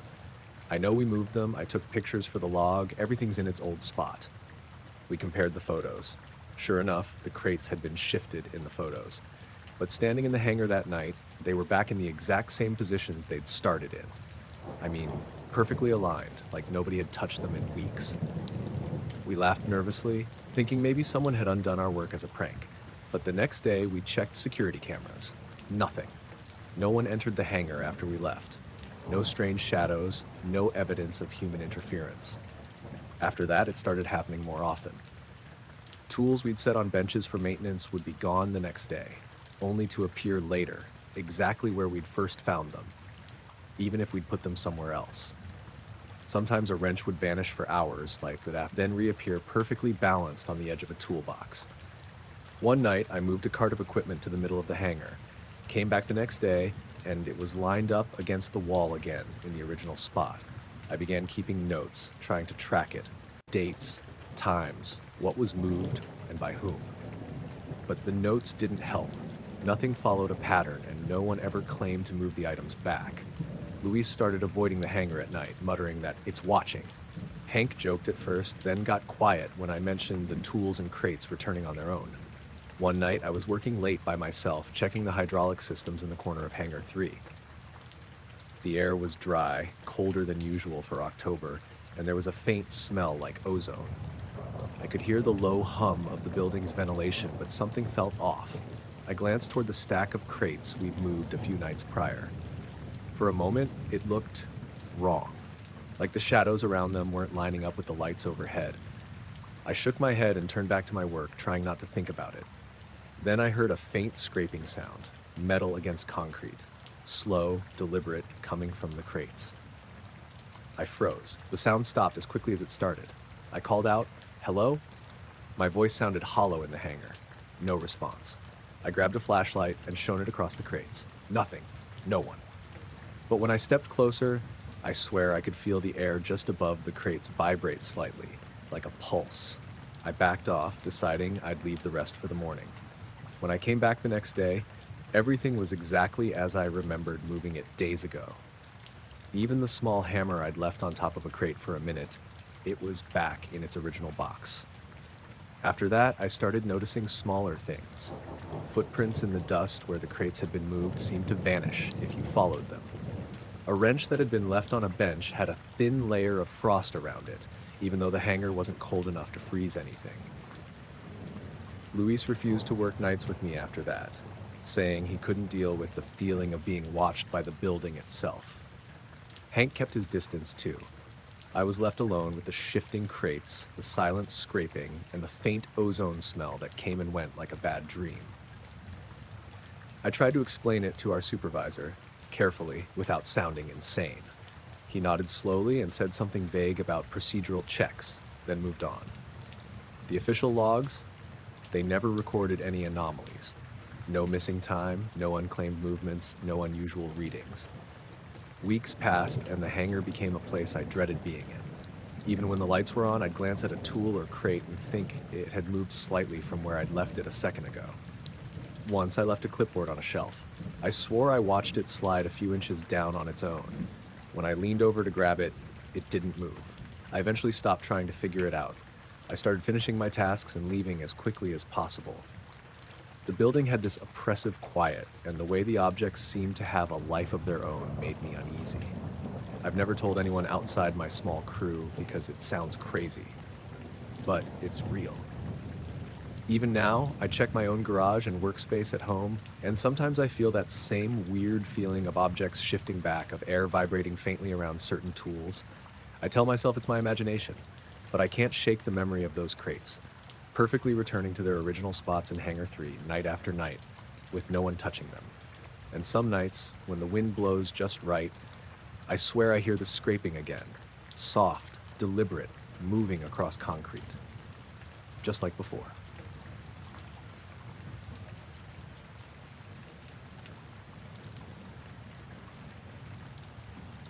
I was on the night radar crew at Area 51, named Derek Harlow. I'd been running the monitors for years, mostly routine flights and occasional test aircraft. Nothing in my experience could have prepared me for what happened one September night when a blip appeared that didn't behave like anything I'd ever tracked.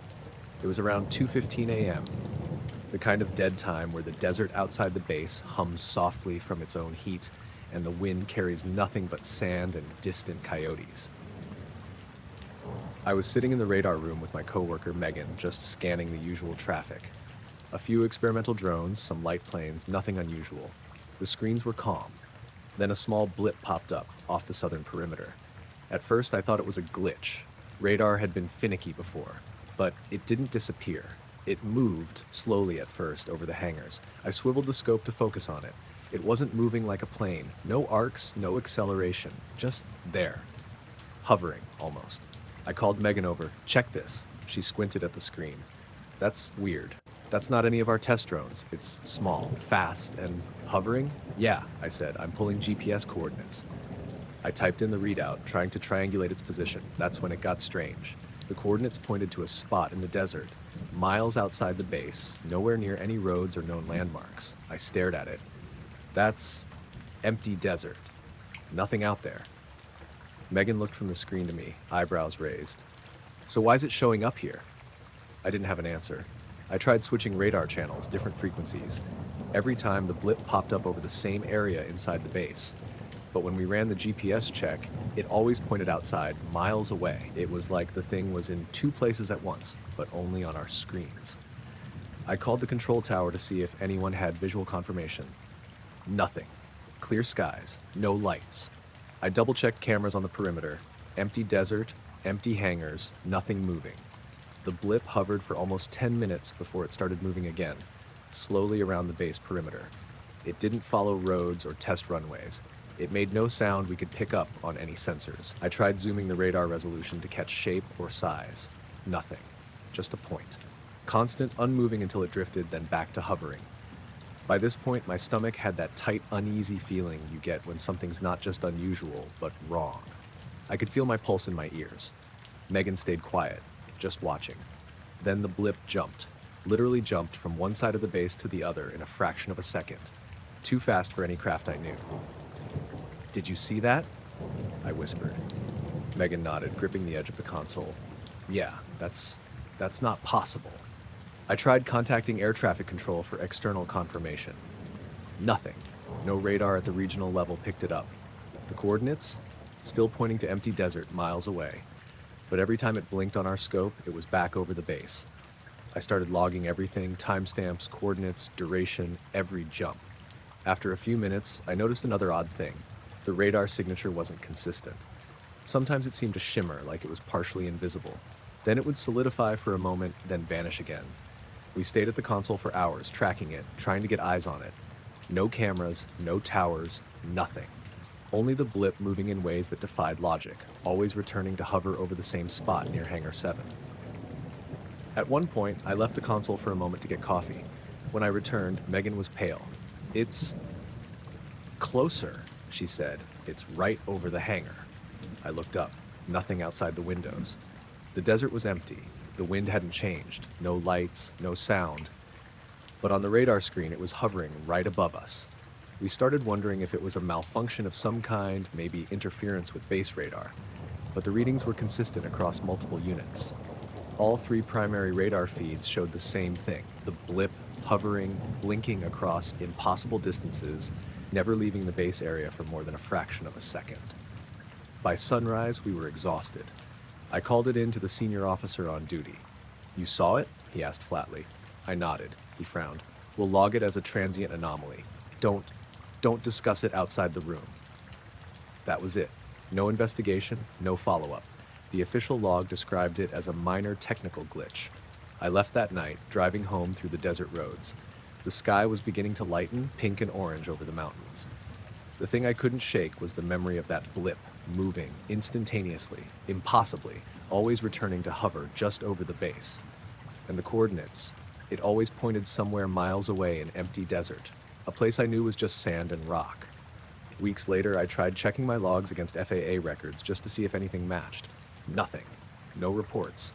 Not even a faint blip from civilian radar. It was like the entire thing only existed on our screens. I've thought about that night constantly. Driving home, walking around the desert near Rachel, staring at the hangars in the heat of the day, I'd feel that same tight unease in my chest. Nothing in my training explains it. Nothing in the base records confirms it. And yet, I remember every jump, every shimmer, every impossible blink back to that spot over Hangar 7. Sometimes I wonder if it was some kind of test, some new craft they didn't want anyone to see. Other times I wonder if it was something else entirely, something we'll never understand. I don't go out to the desert at night anymore. I stick to daylight. The desert looks ordinary then, warm, quiet. But I know what I saw on that radar. I know how it moved. And I know the coordinates were always pointing somewhere impossible, far from the base, empty desert, silent and still. I still check my home flight simulator radar sometimes, late at night. I don't see it there, but I expect I will one day, and I'll know. It's still out there, wherever there really is.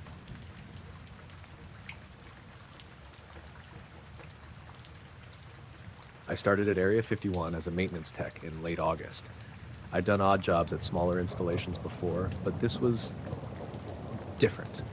Even the roads leading in had a sense of isolation, empty deserts stretching for miles, and checkpoints that felt like they were more about keeping you from noticing things than stopping intruders. My first week was routine, cleaning filters, checking generators, making sure backup systems were online. Nothing unusual. At least, nothing I'd recognize yet. It was my second week when I was called to a section of the base I hadn't seen before. I was told by a supervisor, "Follow me. Don't stray, and don't talk about this." His tone wasn't casual. It was one of those quiet commands that made you feel like questioning wasn't an option. We walked past several hangars, past a series of tall, blank buildings with no signs.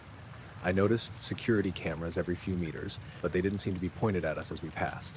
The desert outside was dark, just faintly lit by floodlights. There was a faint wind carrying sand across the gravel paths.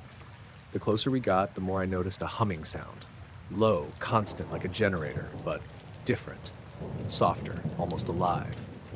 Finally, he stopped at a door I hadn't seen marked on any maps. "Here," he said. "Inside. You'll know what to do." He swiped a card, the door clicked, and it opened. The room was stark, small, maybe 20 by 30 feet, walls painted a flat white, but the lighting was off, too even, too soft, no shadows. Instruments lined the walls, small consoles with blinking lights, readouts I didn't recognize, screens that were dark but glowing faintly with a blue hue. I stepped in, my boots echoing on the floor. The hum grew slightly louder, but it didn't feel mechanical. It was constant, steady, resonant, like the room itself was vibrating. I started running through the checklist my supervisor had left me. I inspected a console, toggled switches, noted readings. The instruments responded, but not like anything I'd seen. Some of them flickered when I moved, as if sensing me. After a few minutes, I realized something. The room didn't match what cameras outside showed. I'd peeked at monitors near the door before entering, and all I'd seen was a blank storage room. No consoles, no lights, nothing, just a bare white room. I blinked, thinking I'd misread it, but when I glanced at the screens again, same thing, empty. I turned back to the room. It hadn't changed. The hum continued. I ran through the checklist again, noticing details I'd missed. Small vents along the floor, pulsing faintly. A panel in the corner that seemed to shimmer, almost like heat waves but colder. A faint scent of metal and ozone that wasn't unpleasant but felt artificial. After about 20 minutes, my supervisor returned. "You're done?" he asked. I nodded, trying not to sound nervous. "Good. Leave the way you came. Don't linger." I followed him back down the corridor, noticing that the hum faded immediately when I stepped out. The desert air outside smelled like dry sage and dust. Later, I checked security footage again. Nothing. The hallway outside showed me walking in, then nothing. No door opening, no shadow on the floor, just an empty hallway. I tried to tell Megan, a coworker, about it the next day. She laughed, thinking I was joking. "There's no lab there, Derek," she said. "We've checked. Nothing. Just storage. You sure you weren't half asleep?" I couldn't argue. I didn't have proof. All I had were my memories, the feeling of the hum, the way the instruments had reacted, and the sense that the room watched me. That first night, I kept tossing and turning. I kept imagining the soft lights flickering on, instruments reading things I couldn't understand, some presence just beyond the edge of perception. A few days later, I was assigned to that section again. I went in, half expecting to see the lab empty, or maybe not exist at all. But the door was there, locked. No card would open it. I called the supervisor. He brushed it off, said it was temporary lockdown. But the hum, the smell of metal and ozone, it stayed with me. I could almost feel it behind the walls, a quiet resonance beneath the base itself. I started noticing other anomalies in that area. Walkways that didn't match the base maps, lights flickering when no one was there. The occasional sense of being watched, like someone or something was tracking my steps in the shadows. I asked other workers. Most shrugged it off. Some claimed they'd seen odd rooms or corridors that weren't on any schematics, but no one seemed willing to describe them in detail. One night, I returned late after a long shift. The desert wind was strong, kicking up sand against the fences. I was alone, walking past that same section. The hum started again, faint but unmistakable. I froze. The door I'd entered before was slightly ajar, just a crack. I shouldn't have looked. I knew I shouldn't, but I stepped closer. Inside, the room appeared as I remembered. Humming instruments, faint lights, shadows that didn't match the angles of the lamps. But this time, I noticed something else. On one console, a readout pulsed irregularly, almost like a heartbeat. I leaned closer. The numbers didn't make sense.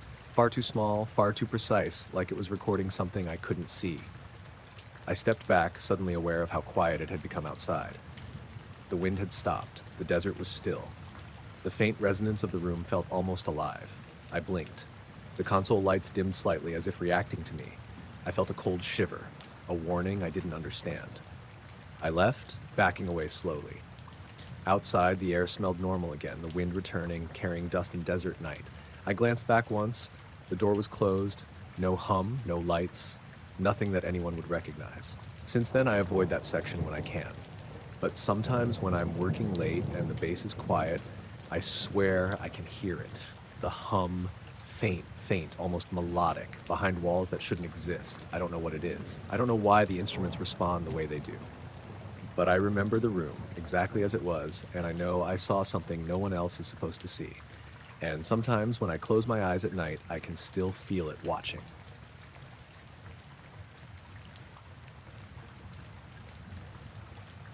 I was working the night shift as an engineer at Area 51 during the late spring. I'd been brought on mainly for routine maintenance, checking HVAC units, doing inspections, replacing filters, that sort of thing. I wasn't supposed to see anything that wasn't on my schedule, but that never stopped me from wandering, especially when the night was quiet and the base felt almost deserted. It was around 2 a.m., and I was doing a rounds check near the northwest hangars. The desert outside was clear, cool for May, wind light enough to carry a fine dust across the gravel roads. Most of the time, nights were quiet here. Too quiet. But that night, as I walked past one of the older administration buildings, I heard it. Faint voices like someone was whispering from far away. At first, I thought maybe I was imagining it, the kind of fatigue-induced paranoia you get from being up all night. But the whispers were distinct, carrying through the metal ventilation grates above me. I could make out syllables, but not words. Nothing coherent, just tones, almost musical in their rhythm, but urgent, almost pleading. I crouched and put my ear to the nearest vent. The sound shifted slightly, as if whatever was making it had moved within the ducts. I called out, joking to myself, "Hello? Is someone up there?" My voice echoed down the hall, and the whispers didn't stop. They didn't respond directly, but they didn't fade either. I found the maintenance ladder and climbed into the shaft, thinking maybe someone had gotten locked in or was playing some kind of prank. The air inside was dry, colder than the hall below. I crawled a few feet, checking each segment with my flashlight, shining it into every nook. The metal reflected the beam, making strange shadows, but there was nothing. No one. Nothing at all. I paused, thinking maybe the sound had stopped. It hadn't. The whispers continued, now seeming to come from multiple directions within the vent. But every branch I followed led to empty ducts. I started feeling that same prickling sense of being watched. The way you get when you're sure you're alone, but your instincts scream otherwise. I climbed down, more cautious now, the whispers fading into the background, but never fully leaving. I shook it off and finished my rounds, trying to convince myself I was imagining things. But over the next few nights, it happened again. The whispers started in different areas, sometimes over the main control corridor, sometimes near the storage hangars. Always through the vents, never from open spaces. When I checked, the ducts were empty. The base cameras never showed anything unusual either. I started keeping notes. Time, location, duration, patterns didn't make sense. It didn't follow a schedule. One night, I brought a colleague, Carl, along. He was a night tech, not security. He insisted he wouldn't go inside the ducts. We stayed in the corridor and the whispers began again, soft, echoing off the walls. Carl squinted at me. "Do you hear that?" he asked. I nodded. "Yeah, come on, let's follow it," I said. The sound shifted as we moved, following us, echoing from different directions. But the ducts we passed were all empty. One vent I opened with a wrench, a routine check, and I shone the light inside. Nothing. The metal was clean, undamaged, empty.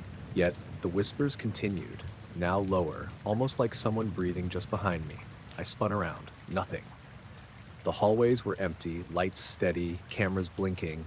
I started noticing other things. The temperature near these vents would drop suddenly. My breath would fog the air, even though the thermostats were showing 72 degrees. Tools I left on counters would be moved back to exact positions I didn't place them.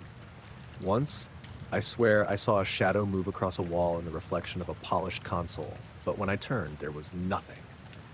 I tried recording audio, video, infrared, everything I could think of. All recordings were clean. No whispers, no shadows, nothing abnormal. It was like the base itself was selectively erasing evidence, or maybe my senses were the only ones being tricked. One night, I was alone again. The whispers started in the east wing, faint at first, rising in volume as I approached. I followed them to a maintenance hatch, opened it, and crawled inside. The duct went straight for a few meters, then split into two branches. I checked each branch.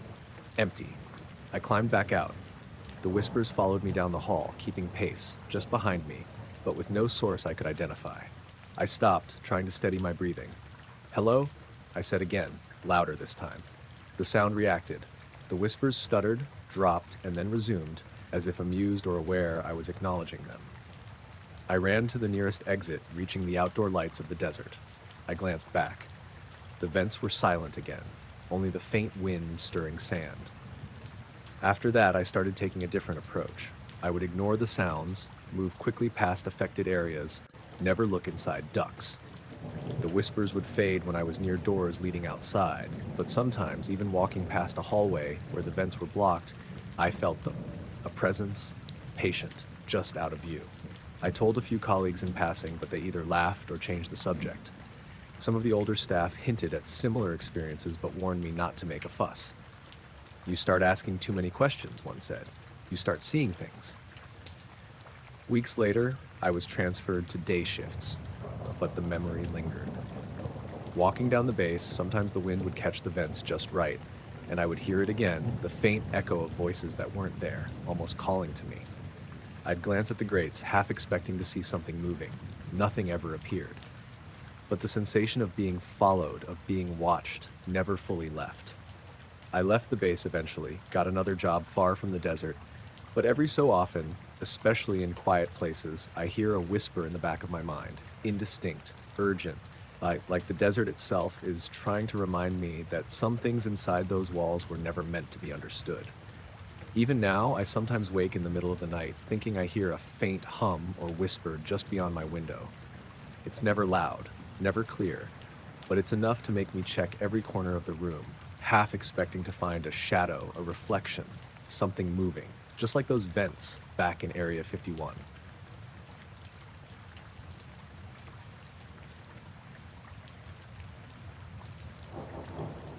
I was a contractor at Area 51 back in 2011, mostly doing routine electrical work and maintenance on some of the older hangars out near the northern end of the base. I'd done nights before, but this one was late summer and the heat had dropped enough that the desert didn't feel like it was trying to cook you alive. I had my tools, a small flashlight, and my truck parked just outside the main door of Hangar 7. Nothing out of the ordinary had happened during my day shift, and I was looking forward to finishing the wiring and heading home. It was around 11:30 p.m. when I got the call from my point of contact, a civilian engineer named Carson. He needed me to check some wiring in a section of the hangar that had been decommissioned for years. I didn't think much of it. Old hangars got repurposed all the time. The place smelled like metal and concrete dust, with a faint trace of ozone that I assumed came from the emergency backup generators. I switched on my flashlight and started moving along the main corridor of Hangar 7. The beam cut through the darkness, bouncing off machinery I didn't recognize, and stacks of crates labeled with codes I wasn't supposed to know. My boots echoed against the concrete floor. That's when I saw it, or thought I did.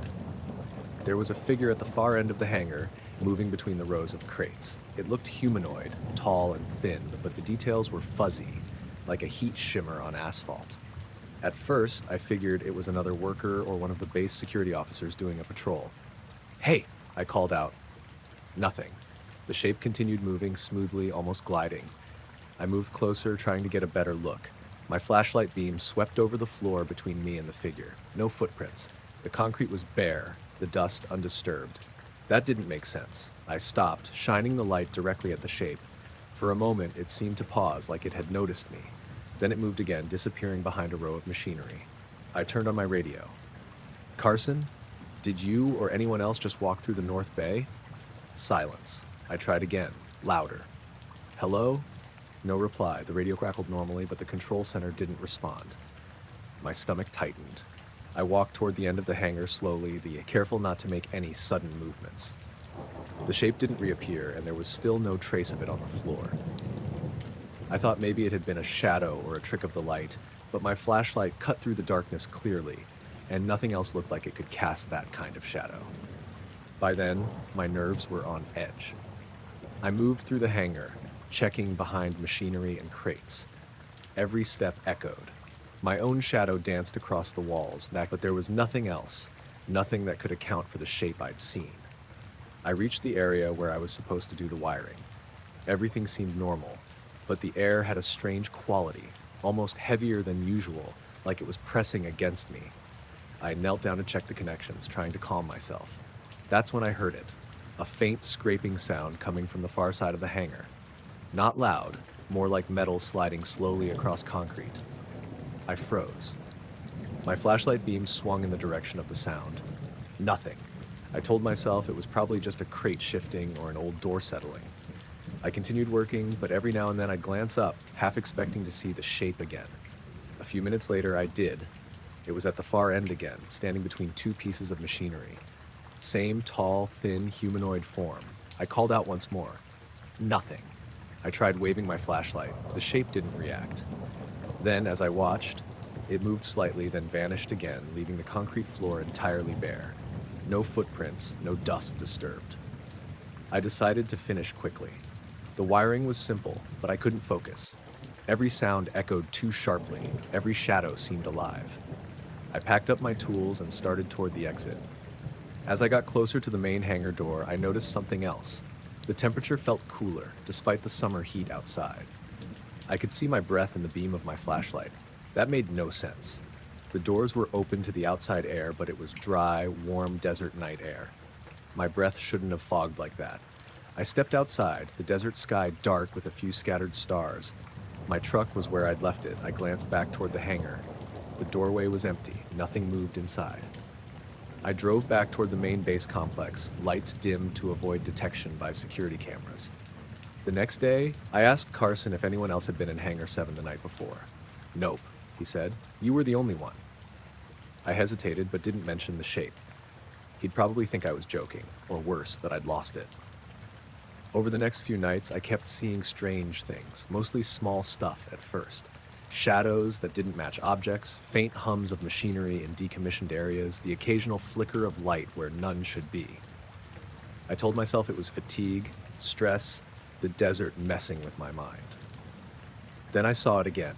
I was in a different hangar, checking the HVAC system late at night. I caught movement from the corner of my eye, a tall, thin figure moving smoothly across the floor. My flashlight swept over it. Nothing.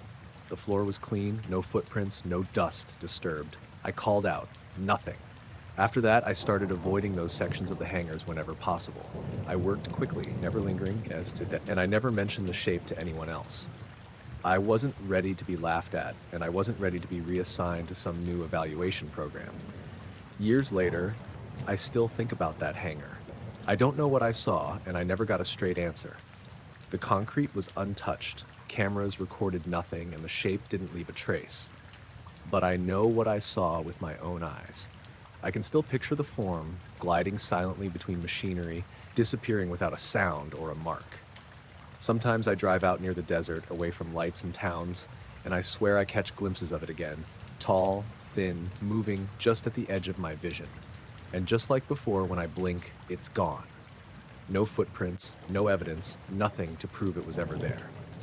I came home that night alive and unharmed, but I've never been able to shake the feeling that I wasn't alone in that hangar. And whatever it wasn't human.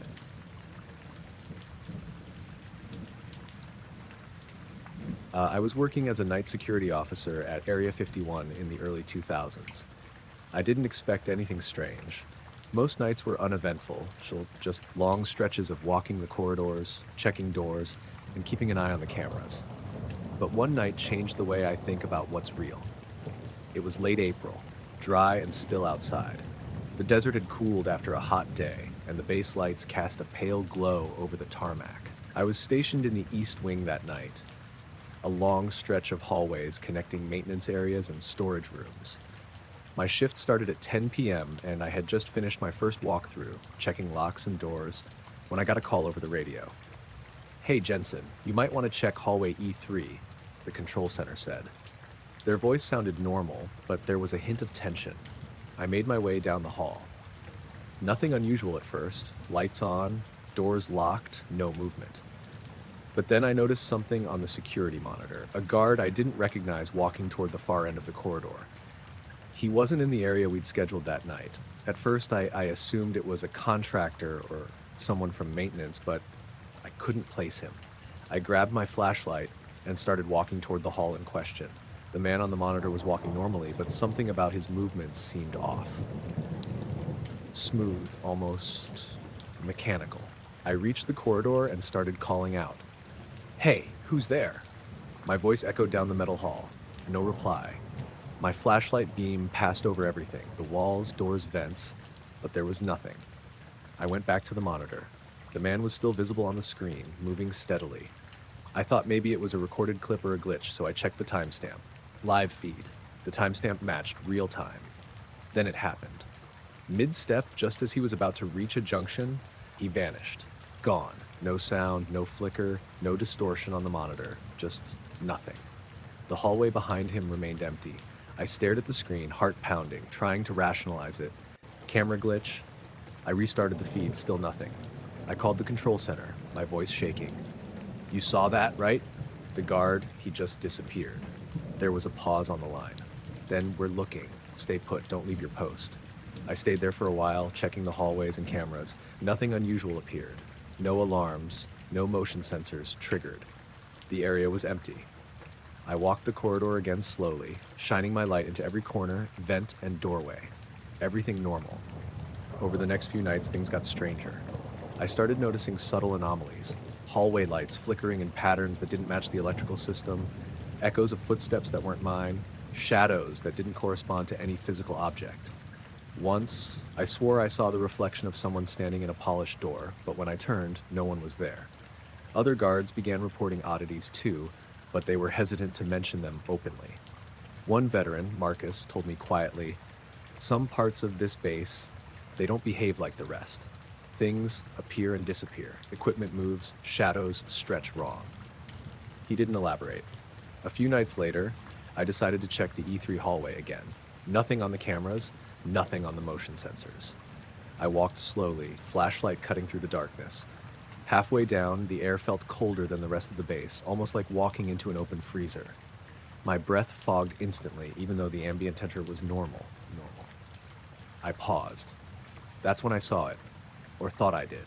A faint shimmer in the air at the far end of the hall, like heat waves rising from pavement on a summer road, but cooler.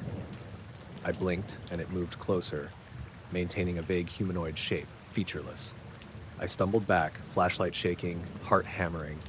The shimmer reached the midpoint of the hallway, and then, just like the guard on the monitor, it vanished. No sound, no flicker, nothing.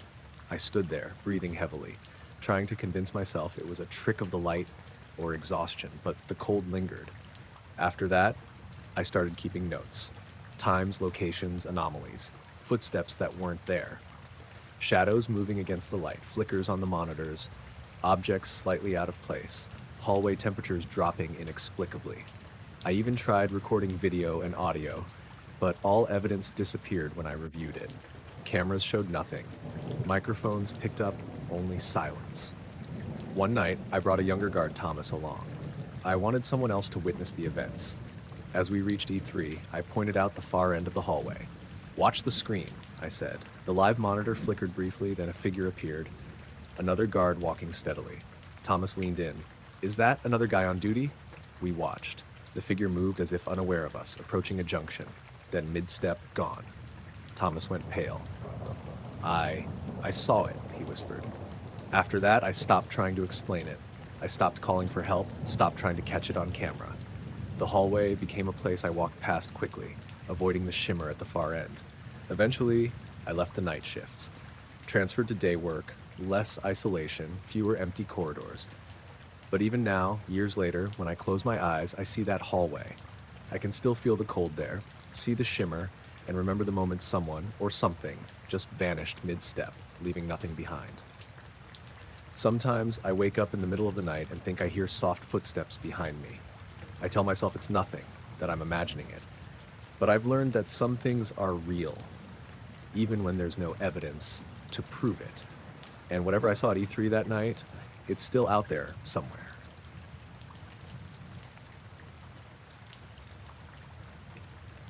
The storm had rolled in fast that night, sudden gusts of wind tearing across the desert floor outside the perimeter fence. I'd been working as a night tech at Area 51 for about 6 months, mostly handling maintenance on some of the older research labs near the eastern edge of the base. That evening, I was finishing a late check on Lab C, a section of the facility that handled some of the older decommissioned experiments, not active research, and mostly monitoring and storage. The forecast had warned of isolated storms, but nothing like the one that hit. I arrived around 9 p.m. just as the first heavy clouds were gathering, lightning flashing over the mountains. By 10, the rain was coming down in sheets. I stayed in Lab C, checking humidity sensors and making sure all the air filtration systems were operating correctly. Everything seemed normal, though the sound of water hammering the roof made the place feel smaller than usual, almost claustrophobic. I left the lab around 1:30 a.m., just as the storm slowed to a drizzle. The hallway lights flickered a couple of times, but nothing out of the ordinary. The building was fully sealed, no vents left open, no doors unlocked. I didn't think much of the flickering. The wiring in these older labs was temperamental in storms. The next morning, around 7:15 a.m., I came back to finish the daily systems check. The storm had cleared, leaving the desert dust and sagebrush outside coated in a thin layer of mud. The air smelled of ozone and wet concrete. That's when I noticed it. Lab C wasn't the same. Equipment that had been neatly stowed the night before was now arranged on the floor in precise geometric patterns.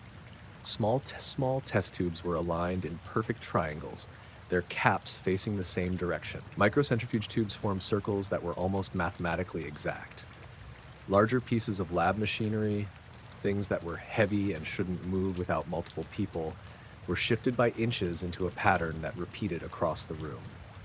I stepped in cautiously, checking the doors behind me. Locked. Sealed overnight. I checked the security footage. The lab's cameras had recorded nothing between the time I left and my arrival. No storm activity inside, no people entering, no movement at all. The footage was clean, just the storm outside the windows. I called my supervisor, a man named Hendricks, and tried to explain what I was seeing. "Are you sure it's not just how someone organized it last night?" he asked. I told him no, that the lab had been untouched for weeks. Hendricks said he'd send a security team to double check, but for now he wanted me to continue the systems check. I started with the electronic equipment. Nothing was damaged, nothing missing. In fact, everything functioned perfectly, almost as if someone had taken care to not disturb the power supplies or sensors. But the geometric arrangements, they weren't accidental. They were intentional, deliberate, and precise. I measured some of the distances between objects. They matched almost exactly, repeated in patterns across the lab. I can't describe how unsettling that was. Something as ordinary as test tubes sitting in perfect triangles on a wet concrete floor made me feel like I was in the wrong place entirely.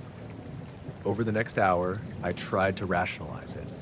Maybe a maintenance team had come in before the storm, moving things for cleaning or calibrations. I checked logs. None. Security confirmed the doors had remained locked and no one had clearance to enter. The storm had hit hard overnight, but no part of the roof had collapsed and no windows were broken. I even asked one of the chemists, Rebecca, to take a look. She was skeptical, said she didn't see anything unusual at first, but as she stepped closer, her expression changed. She whispered something I didn't catch, something about the precision. She measured a few of the alignments herself and said, "This isn't normal. Even if someone moved them, they'd have to be obsessed to do it this way." I moved to the larger machinery. There was a centrifuge, normally parked flush against the wall, now rotated just enough so its shadow aligned with the arrangement of the test tubes in the morning light. A workbench that had been pushed against the south wall was now set in line with a row of microscopes. I swear it looked like someone had taken the entire lab and laid it out according to some internal map I couldn't see. The strangest part was the air. I could feel it, thick and still, almost static, like it was holding a quiet energy. I couldn't hear the storm, couldn't hear any movement except my own breathing. And yet it felt like the lab was aware of me, like it had shifted to welcome my presence or to mark its territory in some way I didn't understand. I left the lab to get Hendricks and the security team. By the time we returned, less than 20 minutes later, the arrangements had changed again. Not drastically, but enough that the original precision had shifted slightly. Small test tubes were rotated by a few degrees. The machinery hadn't moved much, but some of the shadows fell differently. It wasn't a random movement. It looked deliberate, but we didn't know what had caused it. Hendricks suggested sealing off the lab entirely until further notice. Cameras were rechecked, sensors recalibrated, and the lab logged as a restricted zone for the next week. I stayed back during that time, maintaining systems from a distance and watched the monitors. Nothing unusual appeared on camera, nothing moved when it shouldn't. Yet, when I went back inside during daylight hours, the arrangements were subtly different each time. Over the next month, I documented everything. Photos, measurements, timestamps. Nothing explained it. The security team never saw anything. The cameras never recorded anything. Objects moved or shifted in ways that shouldn't have been possible, but nothing was ever broken or damaged. I don't know if anyone else ever noticed or if the lab remained locked and observed after I left. I never found out who or what was responsible. I can't say I felt threatened, but the experience changed how I saw the base. It made the place feel alive, not in a mechanical sense, but as if something unseen was paying attention, rearranging things for reasons I couldn't understand. Even now, years later, whenever I drive past that section of the desert, I can't shake the thought of those perfect triangles and circles, the machinery aligned so precisely, and the quiet sense that I wasn't alone in that lab, even though no one else was ever there. It's one of those things I can't explain, and I don't think I ever will.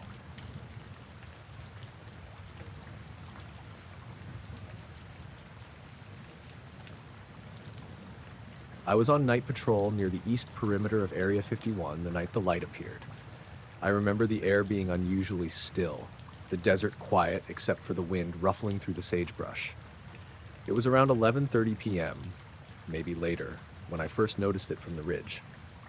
At first I thought it was another weather balloon or a distant helicopter, but the glow was too intense, too consistent, bright white, almost blinding when I looked directly at it. I radioed in to see if anyone else had picked it up, but the frequency was dead.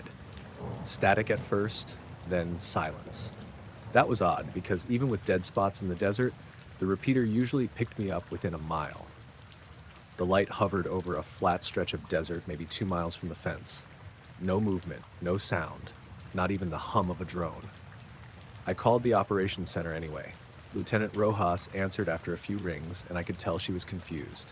"We're not showing anything on radar," she said. "Are you sure it's not a flare or one of the test lights?"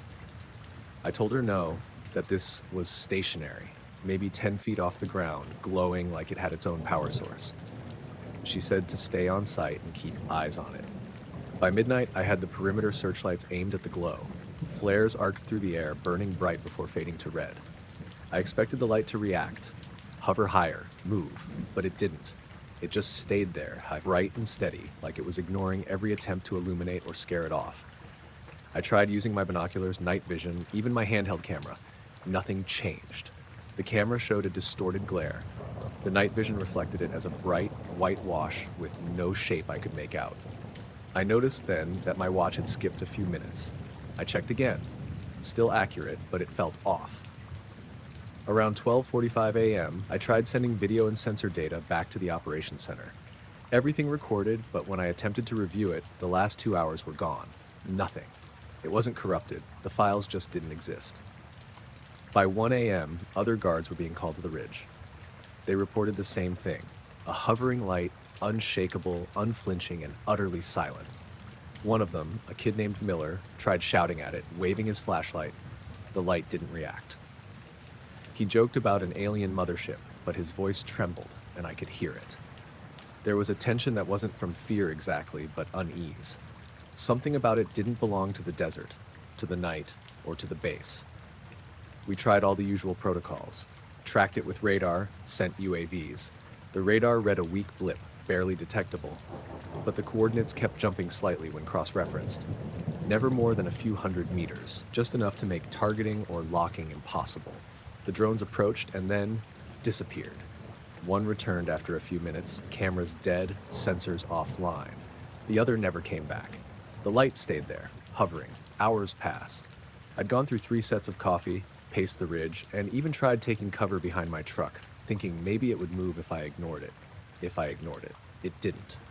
At around 3:15 a.m., the flare team launched another series of pyrotechnics. Bright reds, greens, even white. The light didn't flicker.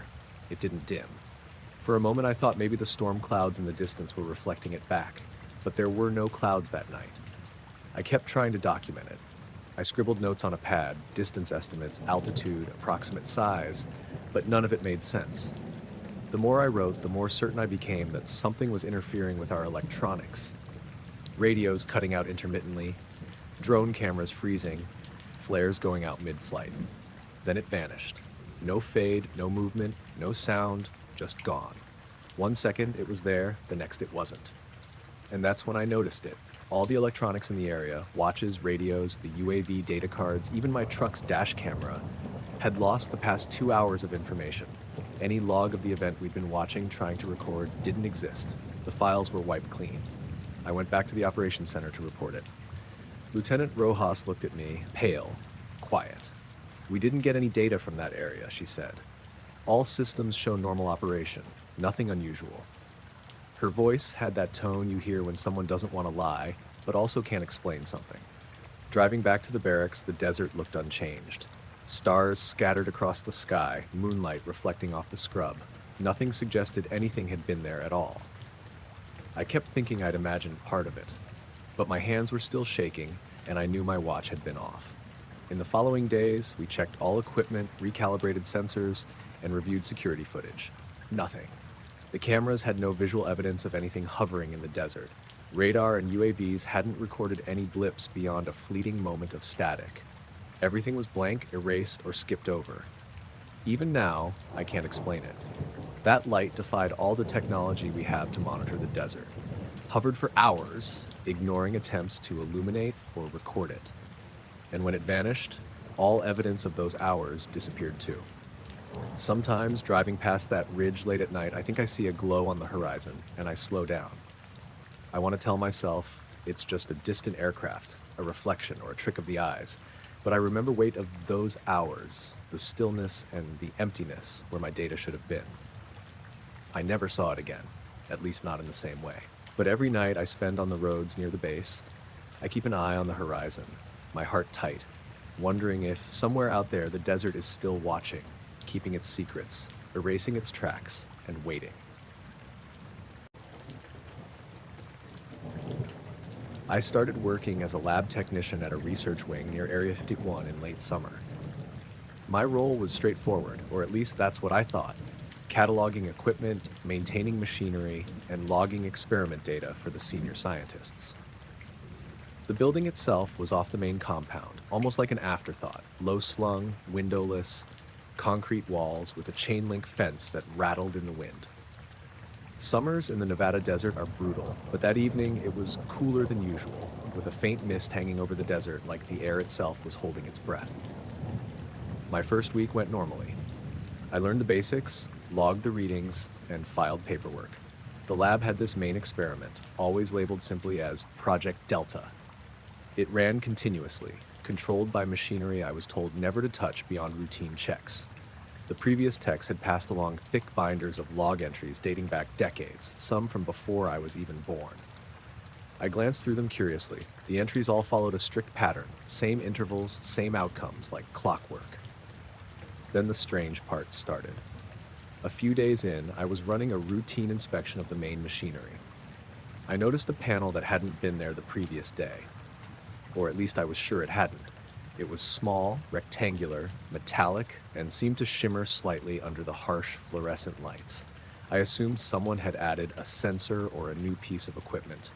When I swiped my badge and the panel opened, I found internal logs for Project Delta, but with entries that didn't match the machinery currently installed.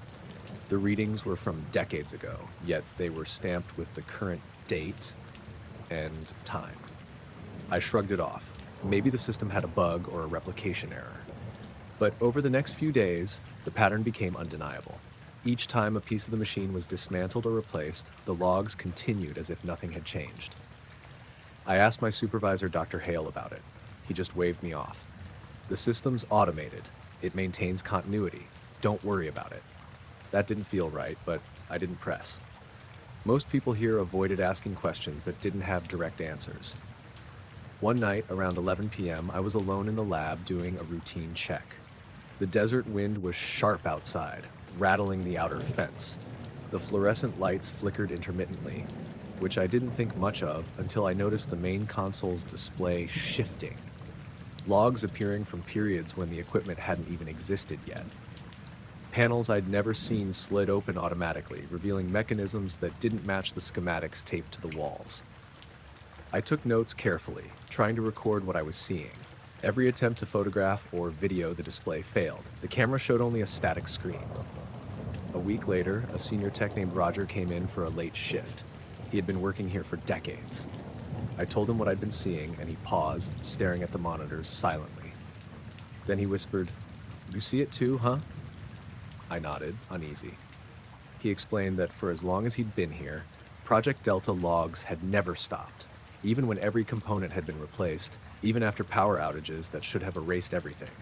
It doesn't make sense, he said. It's like the experiment continues itself. I didn't understand what he meant, and neither did he. That night, the lab felt colder than usual. I noticed my breath fogging in front of me, even though the air conditioning was on and the desert heat was fading. There was a low hum through the floors, steady and untraceable. I tried tracing it to the machines, the vents, even the walls, but it didn't match any physical source. Roger suggested I leave, said he'd stay behind, but I insisted on staying.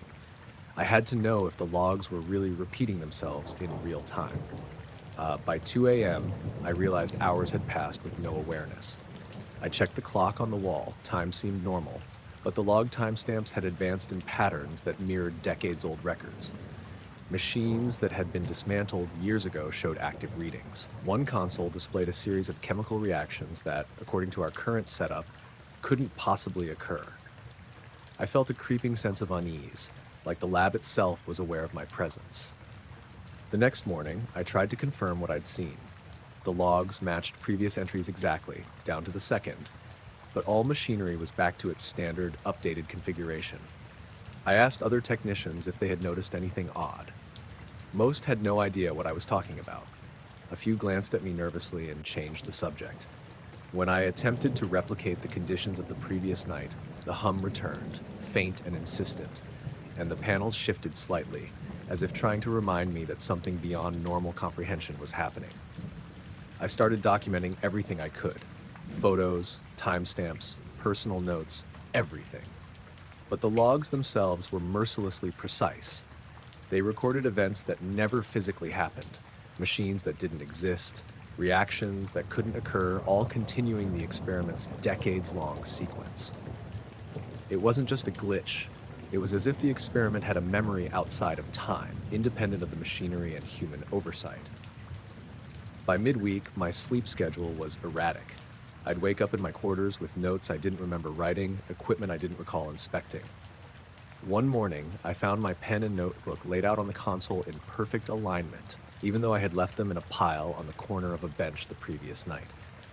The desert outside remained calm, endless stretches of sand and rock under the pale blue sky, but inside the lab, the repetition pressed in on me like a living thing.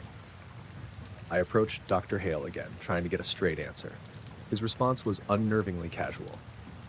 Project Delta is designed to maintain continuity. That's its purpose. Don't interfere. He didn't explain how or why, and I got the impression that no one here fully understood it. Weeks passed, and the pattern persisted. Each new piece of equipment installed was immediately folded into the experiment's continuous timeline. Logs for reactions that predated the lab's construction appeared, followed the exact protocols of long-dismantled machines, and concluded in perfect synchronization with current readings. Even other staff seemed to ignore it, as if acknowledging the anomaly made it worse. One evening after my shift, I walked outside. The desert wind had shifted, cooler, and the mountains in the distance were jagged silhouettes against a purple sky. I looked back at the lab and could almost feel the hum through the walls, even from the fenced perimeter. I realized then that the experiment was beyond any human control. The machinery, the logs, the rooms themselves, they were secondary. What mattered was the sequence, the continuity, and it didn't rely on anyone being present. I left the lab that night, feeling the weight of decades pressing down, knowing that the experiment would continue, repeating itself in perfection, no matter who monitored it, no matter what equipment was replaced. My own observations, my own presence, seemed insignificant in the larger pattern, yet the memory of that repetition clung to me. Driving back to the housing complex, the desert stretched quiet and empty on either side, lights from the distant hangars flickering faintly. I glanced at my notebook once more. All my notes made sense, yet didn't match any current machinery. I had watched decades of experiments play out in hours, yet no one else would believe it. I felt the hum in my chest, soft and persistent, as if the desert itself had absorbed the lab's sequence, keeping it alive long after I'd left. I still think about it. Sometimes I wake up and swear I can hear it, faint, repeating endlessly beneath the floors of the desert, and I wonder how long it's been going on, how long it will continue, and whether anyone inside or out will ever notice.